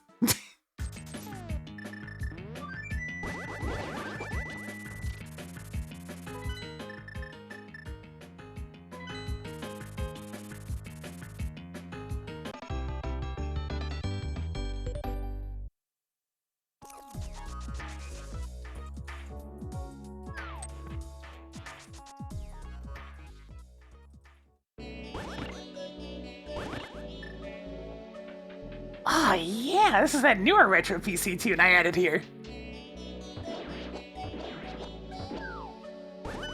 Y'all ready for a chill sort of Tower of Hera?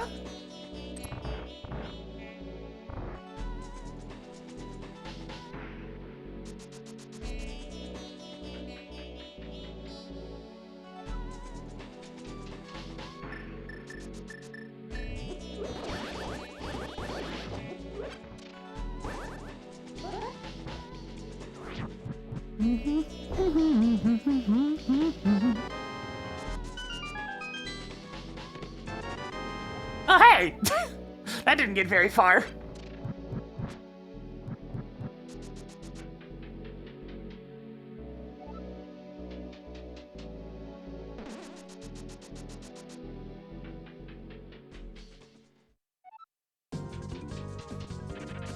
Yep, Myers offended by process of elimination.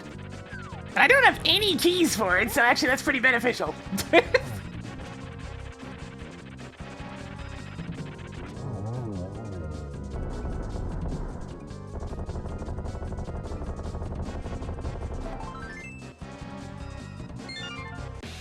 Also, Kanbei is banned. All the time. Nobody wants to deal with 20% defense. Or frickin'... God damn it. Little Trummer Gato always gets me. Or the nonsense that is Samurai Spirit, otherwise known as, you don't get to hit me for this entire turn.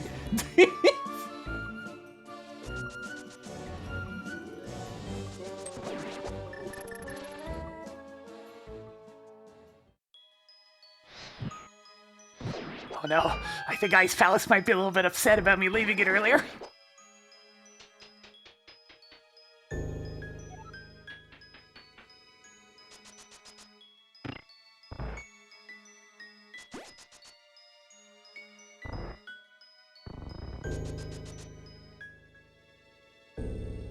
Yeah, it sounds really close to the actual Gato song, but then it starts going into do do do do do. Stupid high quality rips.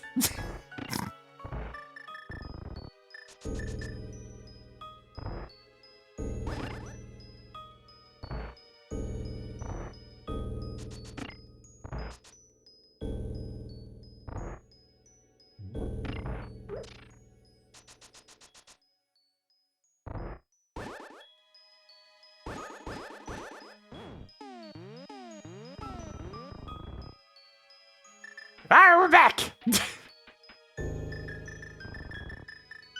Now that I have a still out of logic glove, but I mean, I don't care about logic here sometimes. I just want my crystals. I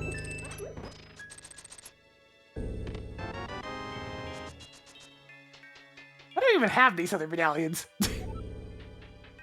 I'm gonna be a little bit sad if there was a glove further in Ice Palace and I just couldn't access it because I didn't have a single key.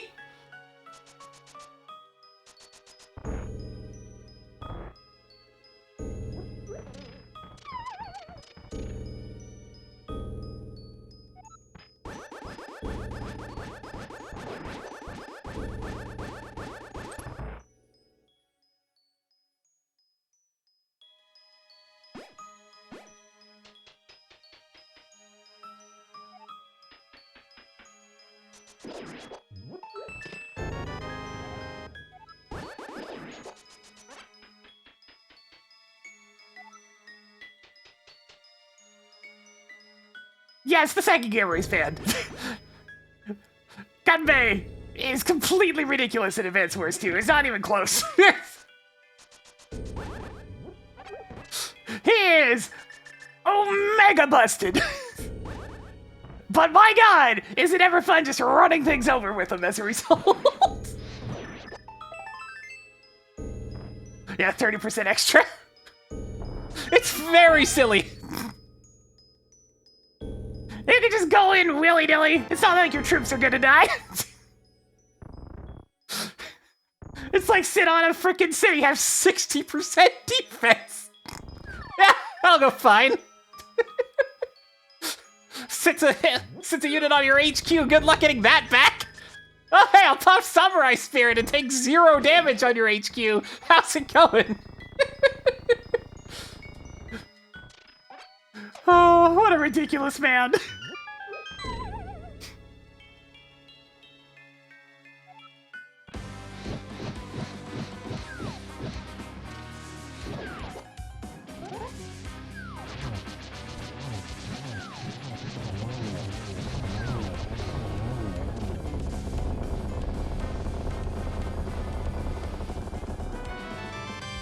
Somebody change up the lyrics to Rah Rah Rasputin. Except change it to, like, Combat, and him being Gold Comet's greatest war machine. Cowabunga.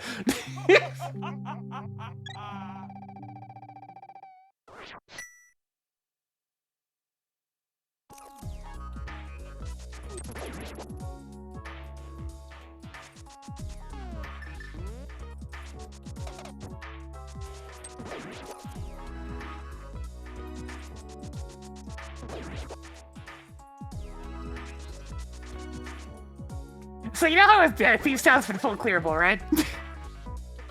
Go figure, this is when we are decidedly not seeing the Thieves Town Big Key.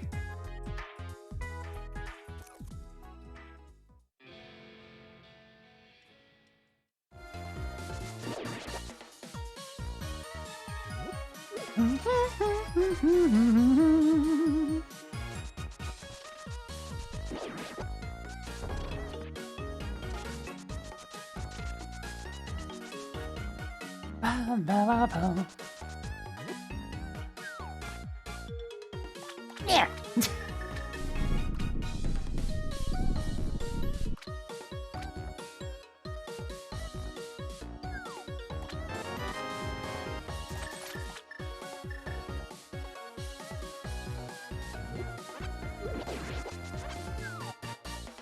I'm not sure if anybody's been more busted than Advance Wars 1 Max, though. Like, there's been some busted COs over the years, but I think Advance Wars 1 Max might still take the cake. Plus 50% attack power. Just doesn't give a shit about anything.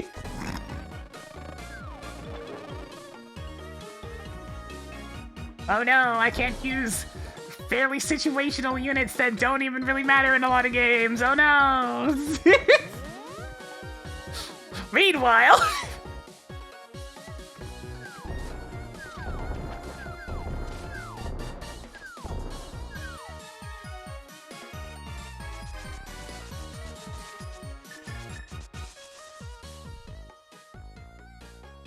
Well, good thing I handed in that mushroom. And there's my Thieves Town Big Key. Nice.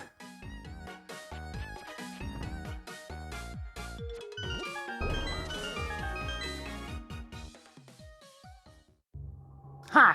I'll get to that in a minute.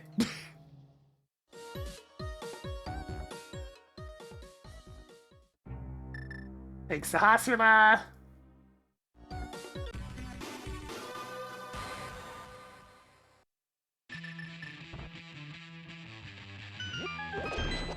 Stop! No, this didn't get very far. It's just in the wrong dimension.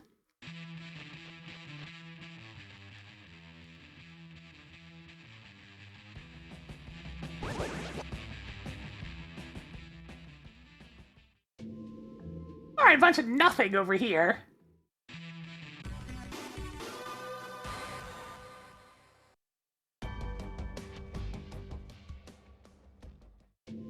It's gonna take me back up to the top of Death Mountain. I guess I can do Sick Kid while I'm up there, but other than that, not much else to do.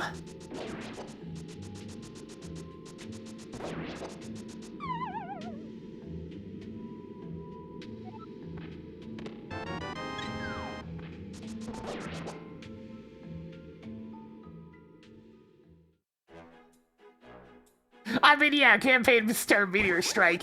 The fact that they gave you an unnerfed version of Meteor Strike in Advance Wars 2, now that's a good completion reward.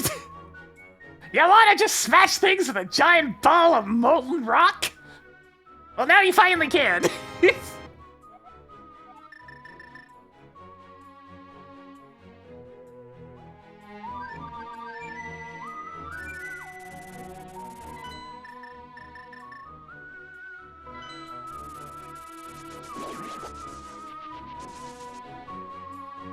Yes! We'll go out in a molten ball of death!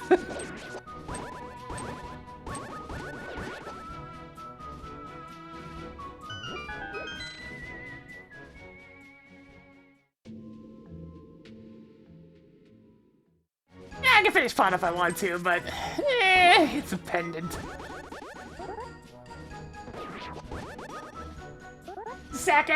Just a second, I'll be getting back on the path in just a moment. Just wanna take a quick peek-see up here.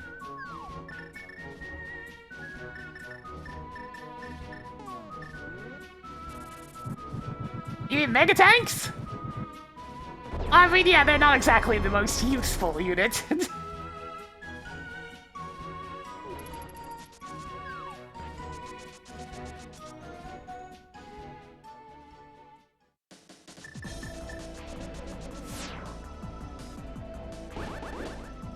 They're abhorrently expensive, slow, and don't have much ammo. But they do hit like a truck.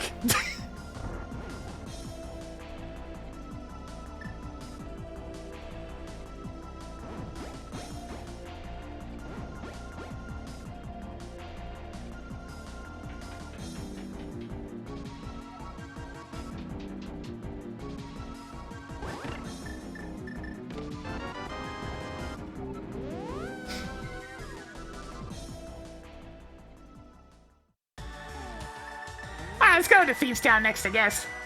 Whee!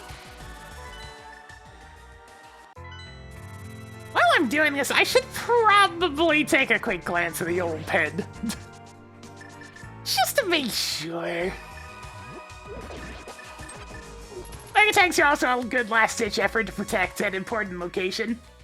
Especially if, say, one of your factories are under attack. They can end up costing you a lot of money, but a big beefy mega tank is hard to move. Unless you're somebody like Grid, in which case, indirects go burr.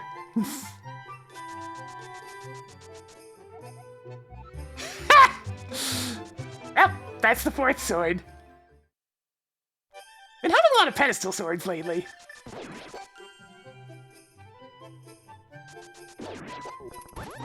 Yeah, bombers may be fragile, but they certainly still pack the punch. And they can fly really far!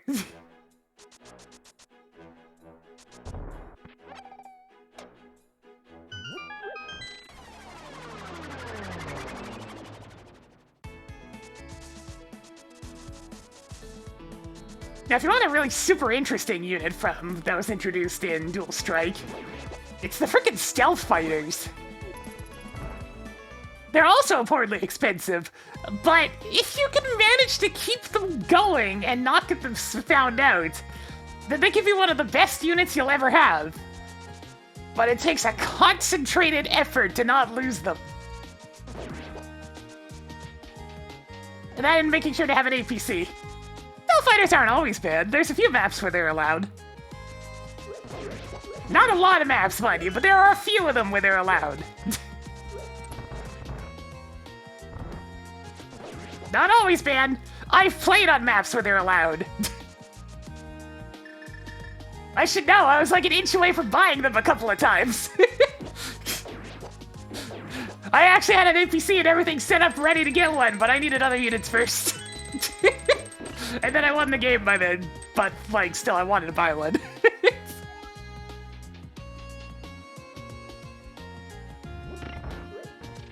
Yeah, Dual Strike was the one with the black bombers. Now, those are always banned.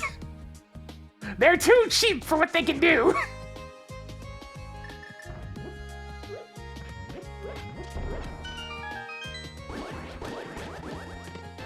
You can unban them if you want, but I mean...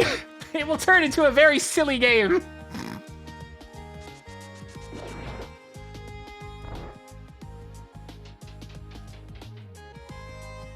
It's essentially like having a purchasable mini meteor strike. Very powerful.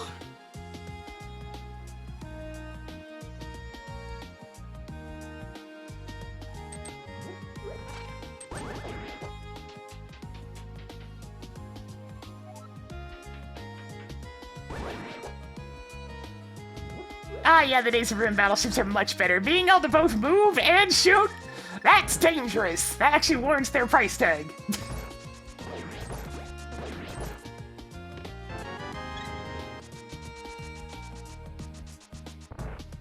Because as it stands, if I build a battleship versus a human player, it's pretty much a just get the hell off of this exact location move.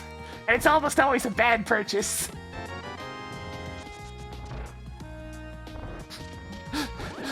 There was one match I had where I bought a battleship, and I think that thing must have cost me like 50 grand by the time the match was done. Because it kept getting hit by freaking global damage. I had to keep fixing it.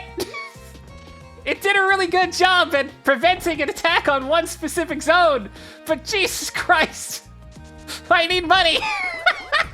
Stop taking it all with repairs.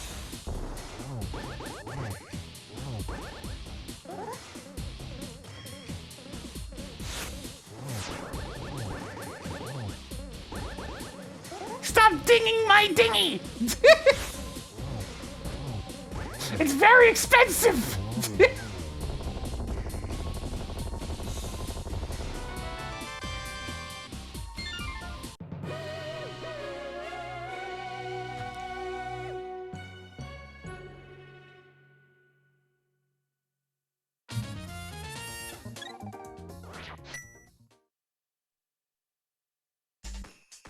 I'm gonna go check out Skullwoods. I mean, Spike Cave just to make sure it was nothing.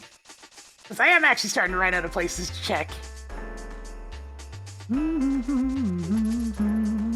We're actually almost to the time of year where this type of music just makes me feel happy instead of bah humbug.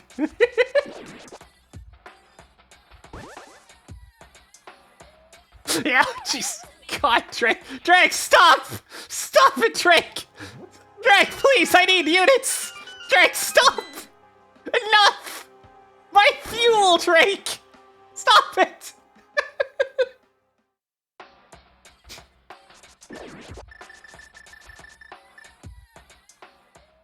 Drake is so annoying.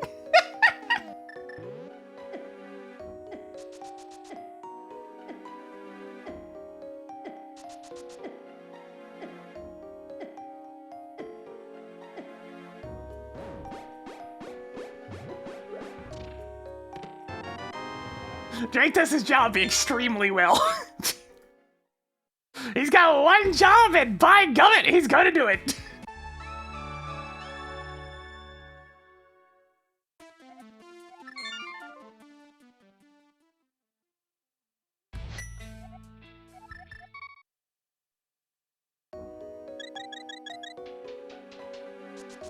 Yeah, and Drake is pretty much a walking superpower. His actual skills, not great. His freaking power, oh my god, please! I played a little bit of Advanced Word by Web, yeah. I don't play it often because I just generally don't have the time. But that's why I've been my primary source, because, you know, it would have been nice to play the Switch game, but a list of things wrong with the Switch game ever expanding.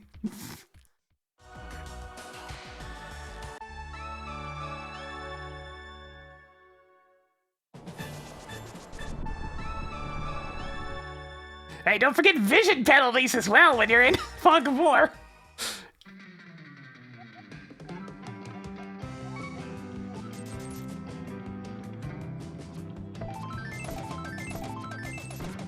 Oh, come on, that last one totally hit. Whatever.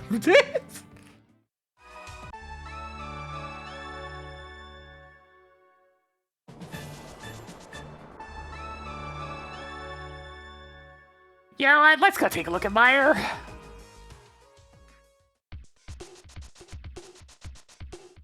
I suppose I could be baited in with some good old-fashioned mid-evo. Oh.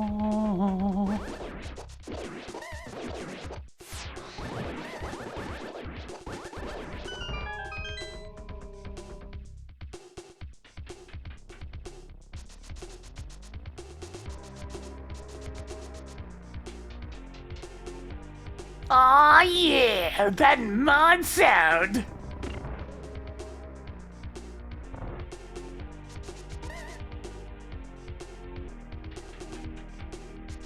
Here it comes.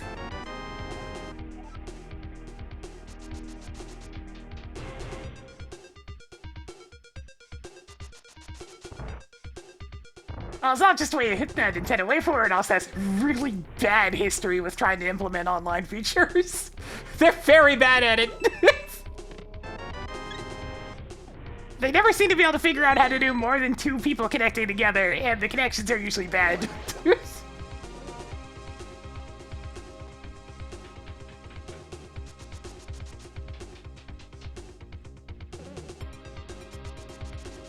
So as much as I can tease Nintendo about their usual issues, this one's probably more to do with WayForward than anything.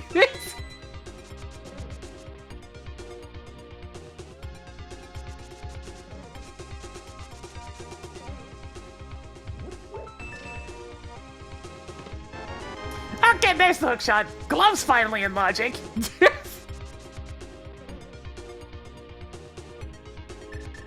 I mean, yeah, the in-game map's always been terrible for facing your friends. I made like 3 maps. Actually, it was 4 maps, I think. Yeah, I think 4. Sophie and I played a very, very silly round on one of my dumber maps. God, I think it was Grim versus Chess. So that was pretty funny.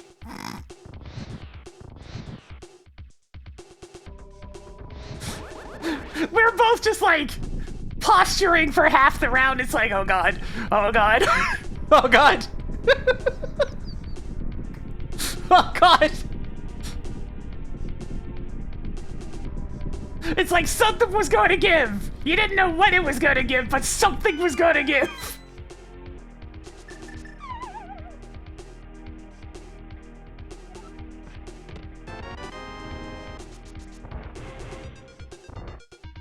Yeah, I managed to find the opportunity to finally just reel back and punch with Grim, and it worked out.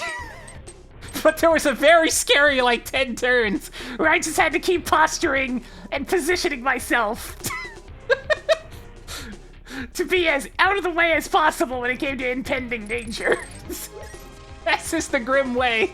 Spend half your time being very, very afraid.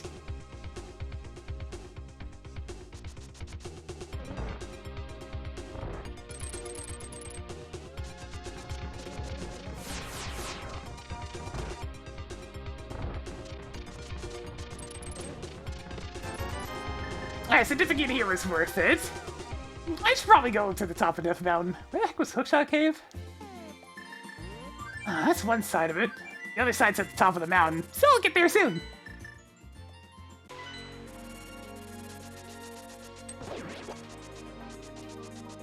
This particular map only had 1 airport, and it was very difficult to get to, so I didn't have it for a while.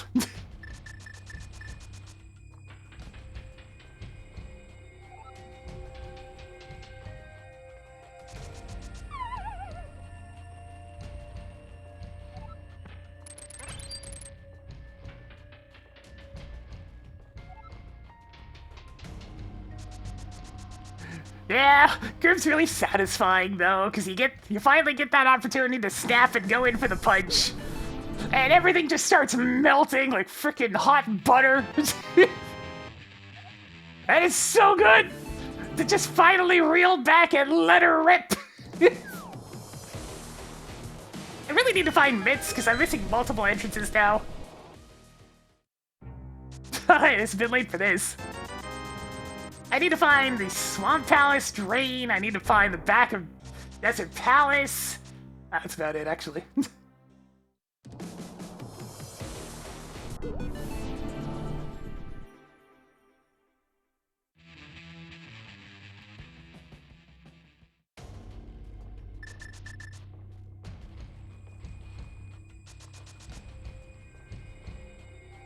Oh, yeah, we need to find the flippers, but I mean, I'm talking entrances here.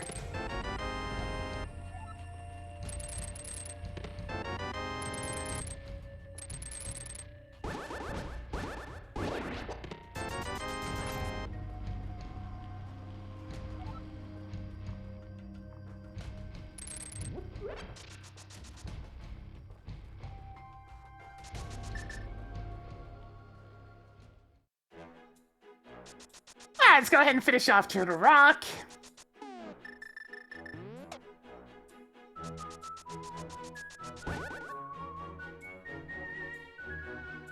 I'll grab whatever's in the big chest real quick and then head over to beat the crap out of Trinex. The tried and true tradition.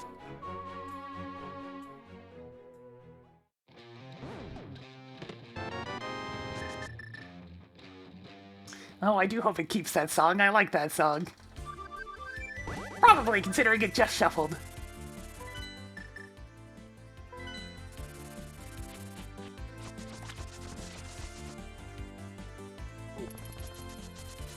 I'll get to King Zora in time. Right now I'm doing actual stuff that I need to finish the game.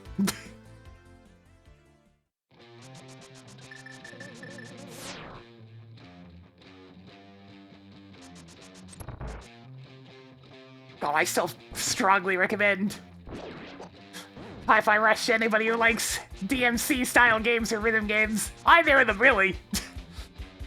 It's not too intense in either regard, so...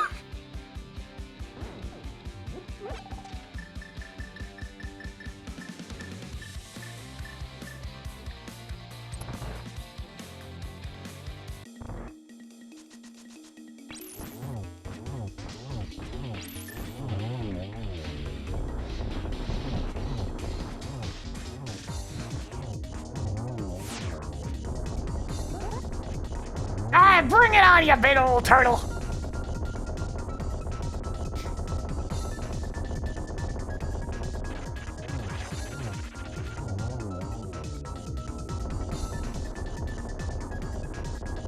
Alright, I guess Zora's probably next then.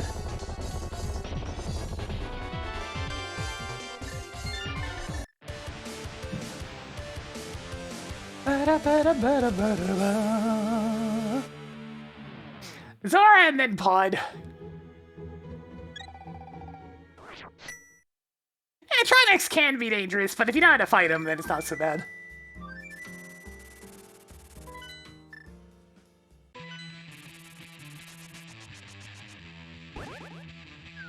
Yeah, if there's a chance I played this game a few times. Come on. Come on. There it goes.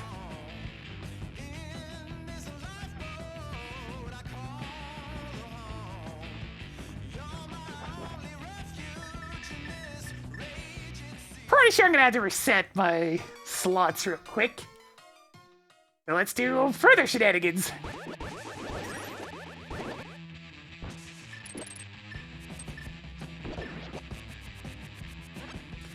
Alright, so just quickly drop about 3 bombs into the water.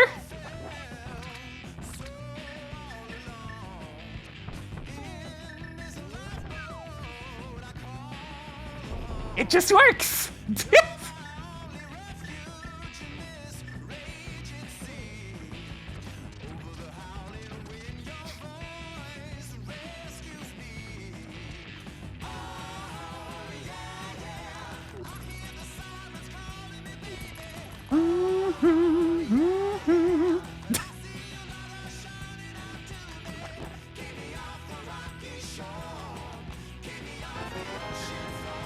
We do still need flippers because Swamp Palace exists, but I mean, everything else I really don't care.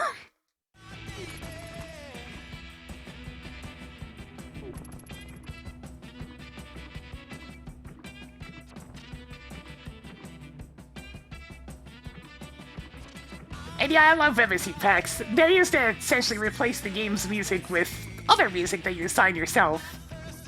And then we have a tool called the MSC Randomizer by Matt Equals Coder, which takes several of the packs that have been made and keeps shuffling them while we're playing.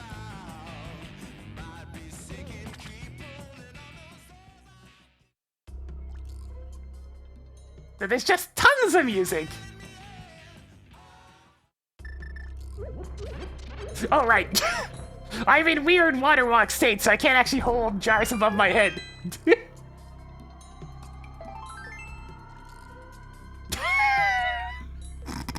It's a little glitched. Don't mind the state of the game. It'll be fine. Oh.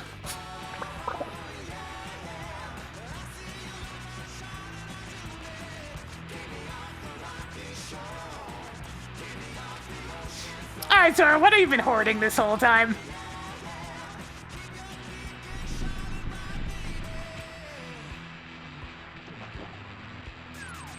10 arrows. Alright, let's get it fun.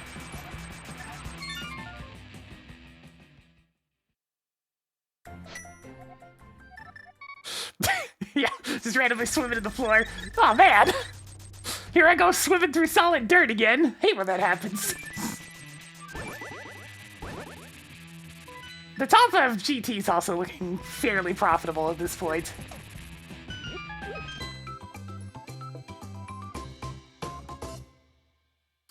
Looking like I'll probably only be able to get one seed in, because go figure!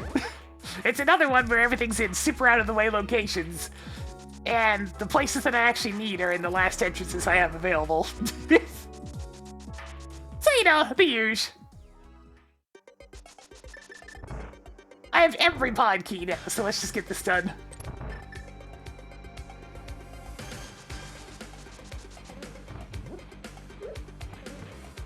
Where was the hospital again? All the way over there, but I can go to him right before GT.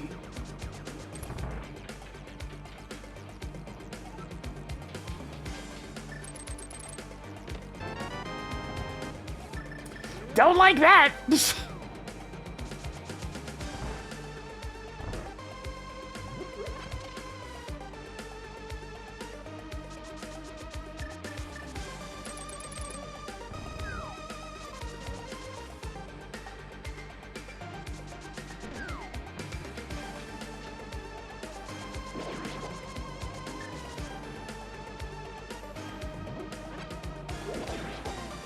Oh, speaking of it just works shenanigans.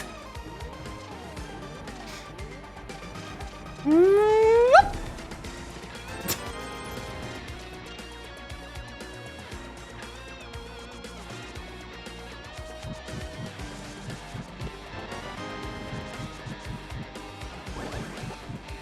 Bombs! They're such magical things!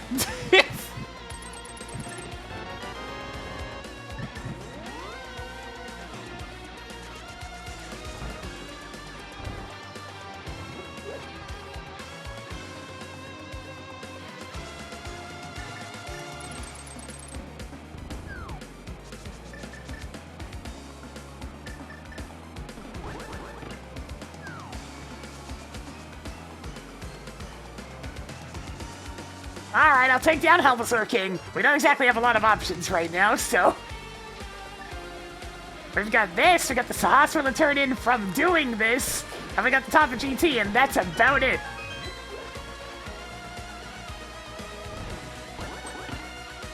And I couldn't do the top of GT earlier because the hookshot was squirreled away in the middle of nowhere.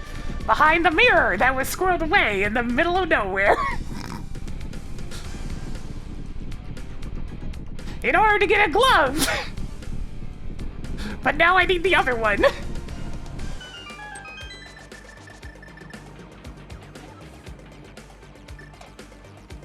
Just go through a long series of connectors so you can get to the Dark World after finding the Moon Pearl, which required the book, which was kind of in an off to the side location in Desert Palace. So then you can finally go through the connector again to the Dark World to walk all the way to the other side of the Dark World on foot to get to the Palace of Darkness entrance to pick up your mirror to finally go back up to Death Mountain because I wasn't supposed to have the flute yet, so I would have had to walk to mirror up to the top of Death Mountain to find Mystery Mire so I could go to the back of Mystery Mire and get the hook shot. To then finally get a glove. Makes sense?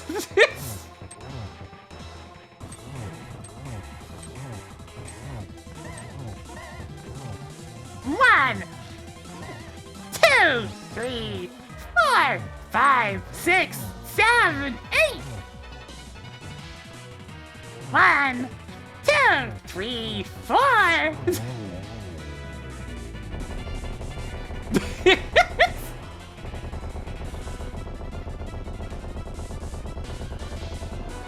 There it is.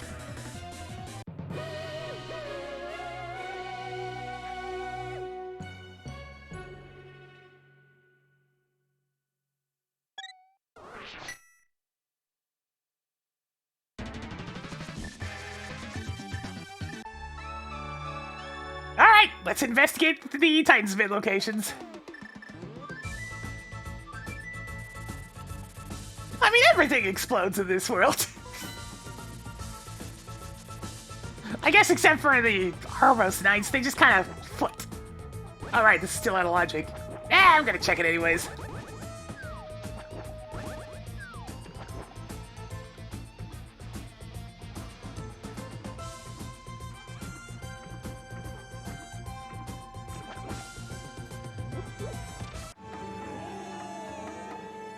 Oh!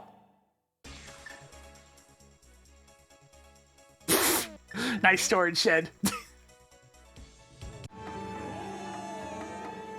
Huh!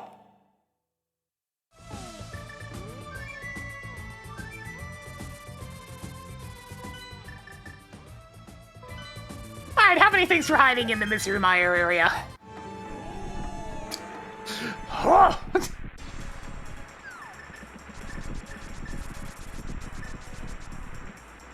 My god, one of my other 2 battalions actually does something.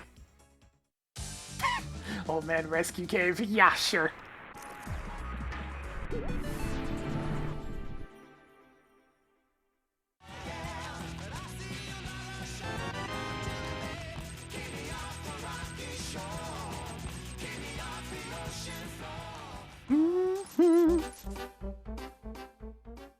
You'll give me a second. I like this song too much.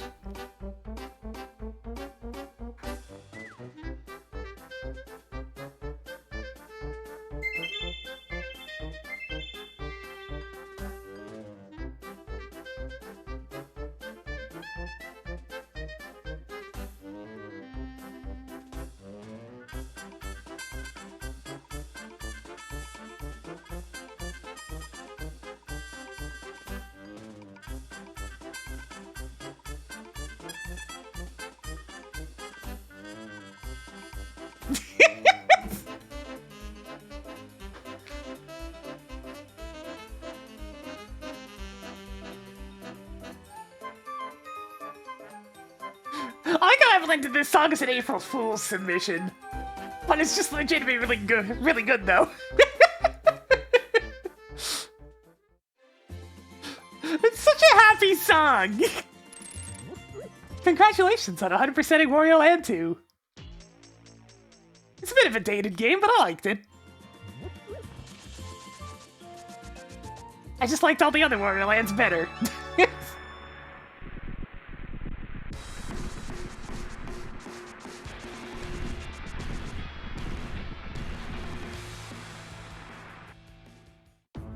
Alright, it's back in desert.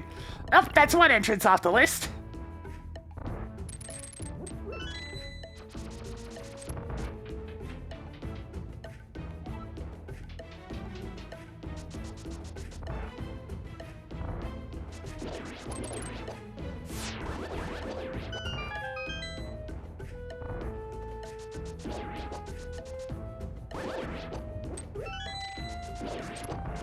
Oh, there's also several stages I didn't particularly care for in Wario Land 2. Certain segments were just kind of boring, like the basement area. Where it was all just kind of dark rooms and meandering around caverns where you had to dig a whole bunch. Not great. It kinda did a quantity over quality issue. I mean, the rabbit boss is great though, but he's great in both games that he shows up in. The rabbit's OP. They just had good ideas for that guy.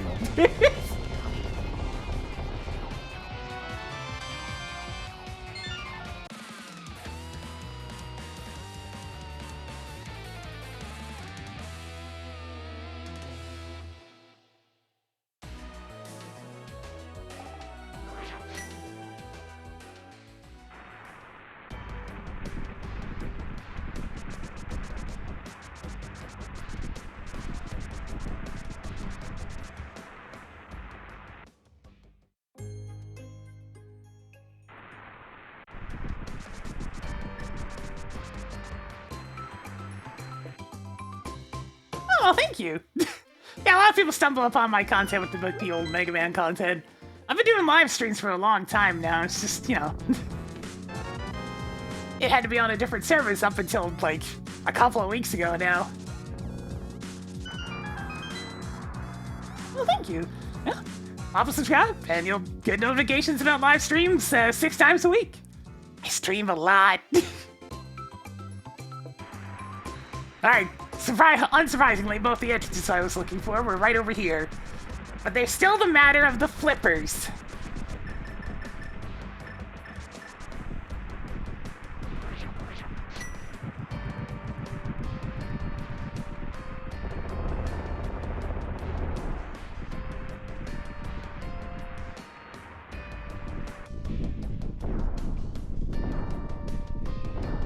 I'm happy I was able to figure out a fairly easy setup for streaming to both services.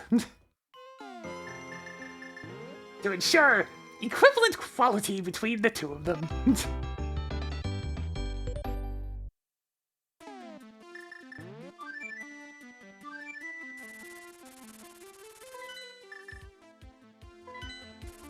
Oh hey, it's the Quake Medallion! Great. Our options continue to be fantastical. Alright, let's go take a look at Smith's and I guess Peg World.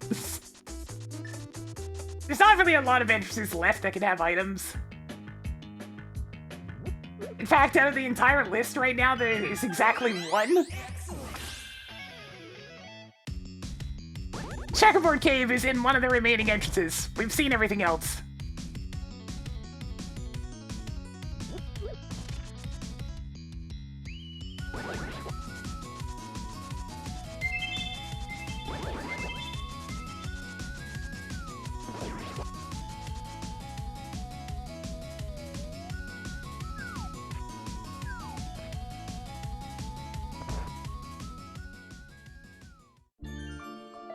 Looking at another 216 out of 216, it's getting there.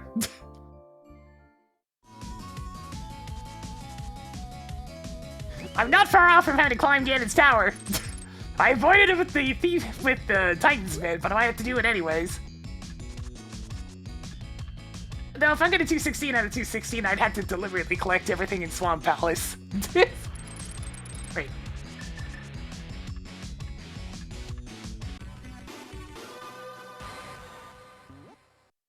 Ah, the Fortune of Ruin videos, those were good ones. Oh.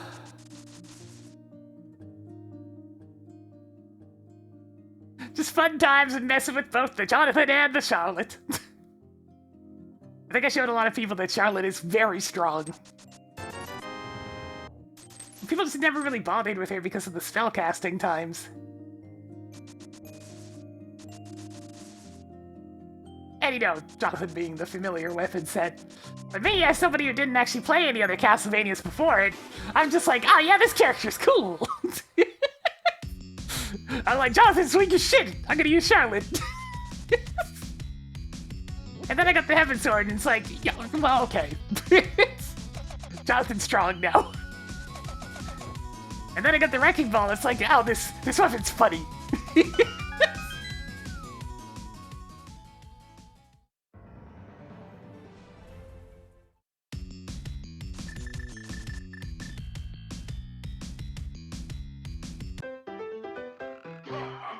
So our two remaining entrances are Pyramid Fairy and Turtle Rock.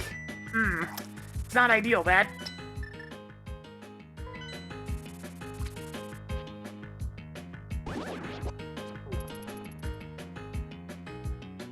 Thank you, we're pretty much done. I just need to find the flippers.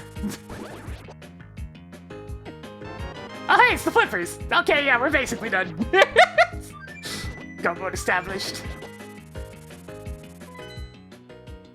Wait, this gives me an idea. Brainwave triggered! Let's do it!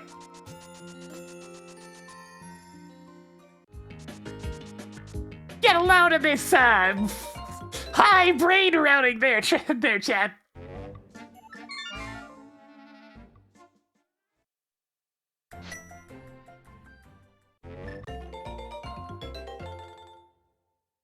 Yeah, that Aga kill was worth it, right?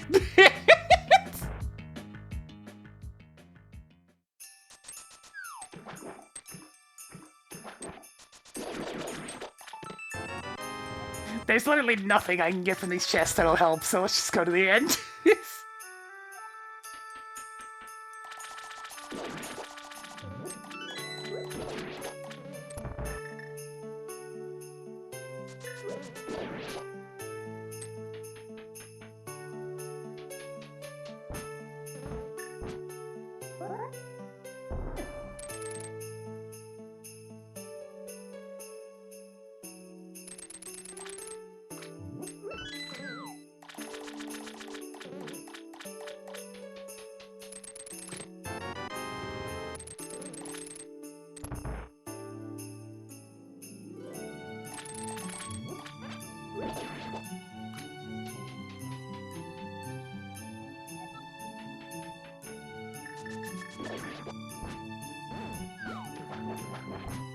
I found basically everything except for the blue boomerang, I guess. These are Meyer keys.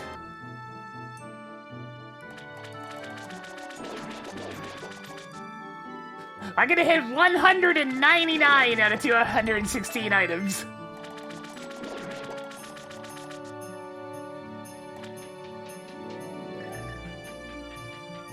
This song's from Wario Land, Shake It for the Wii.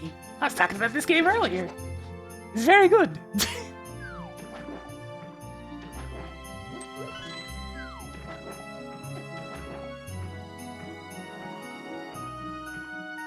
This is one of those games where I play through it and I feel delighted the whole time, because it's just the right length.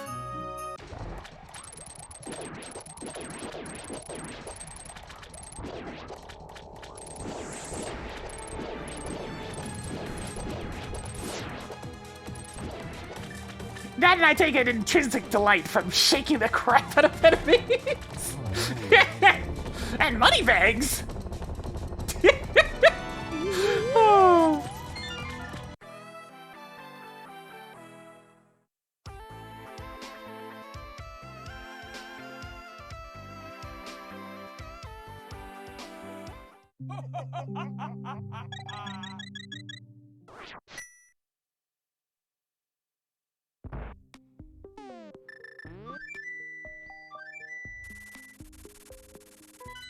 Let's go beat up Kid. And then they never made another one.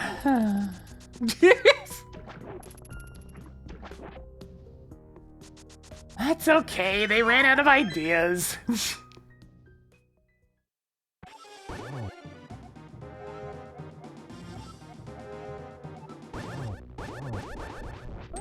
At least half our daily grains come from whole grain products, but what about people with a gluten intolerance?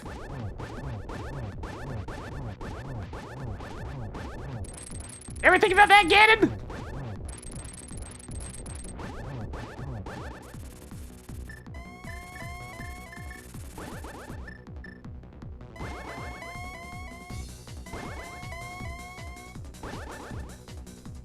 You mean the old YouTube advertisement for Shaken then? The whole thing starts falling apart? Man, seeing that thing nowadays, it brings you back to ye old ancient YouTube appearance. And I must say, there are many aspects of it I don't miss.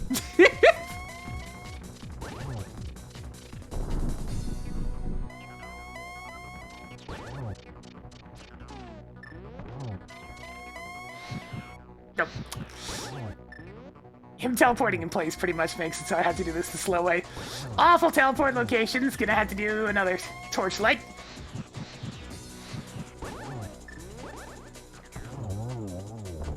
Get out of here, Ganon! Oh yeah, I never clicked the go mode item. Yeah, back when I posted videos with annotations. And now the annotations are gone! It used to have all the treasure descriptions. We somehow made it through all of this. Got him! It's hard. Things never go as planned. Too many features, not enough time. We want the best, but can only do so much with what we have. So this is what we made. We made a Triforce.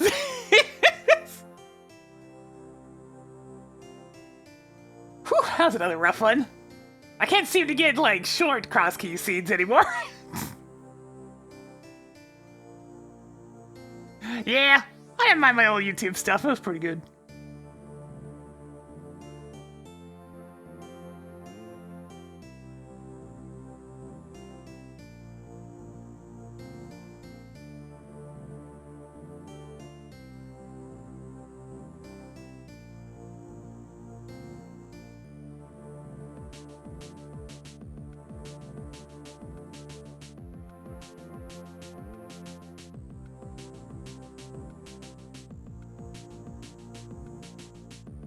Another very chill little song from Retro PC. Ah, Crosskeys. A bit of a blast from the past, this one, whenever I feel like playing just solo Link to the Past rando. You never know what's gonna happen. Though lately it's mostly been kinda, well, predictable. Slow slogs, mostly.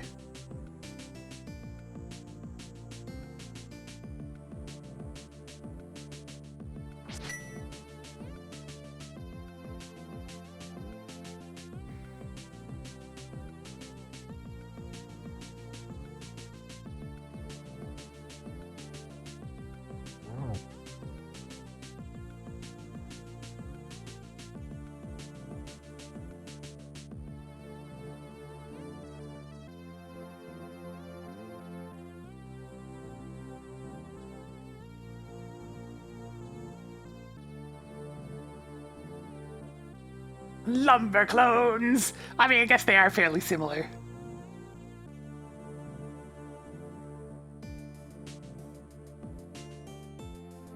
Some of the character sprites in this game are still very odd. Like, Link's default sprite is a little bit strange.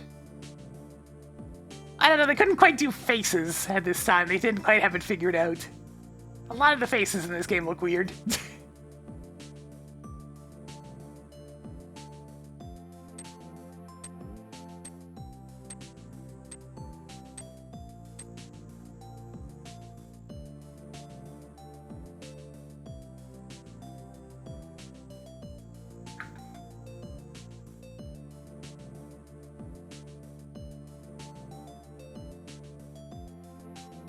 The big unlock kid! Yeah, he gave me a decent big key, I suppose. I did need that pod big key, so I mean, it's not such a bad thing.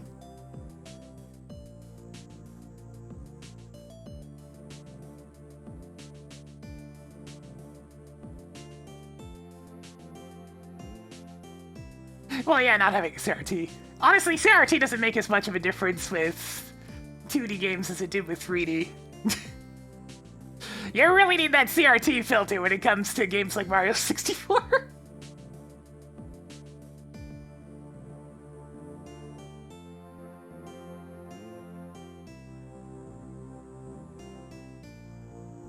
Because crispy Mario 64 looks at least a little bit cursed.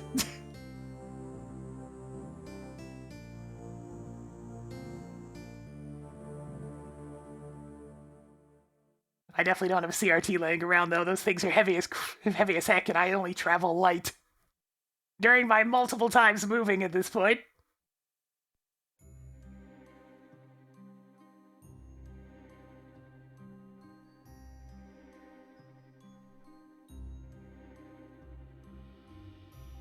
Alright, a little bit of a shorter stream today, honestly, since I really don't have time for a second one, since that took as long as it did. But, you know, we'll probably have a little bit of a longer stream tomorrow because of what I'm intending to do. Yes.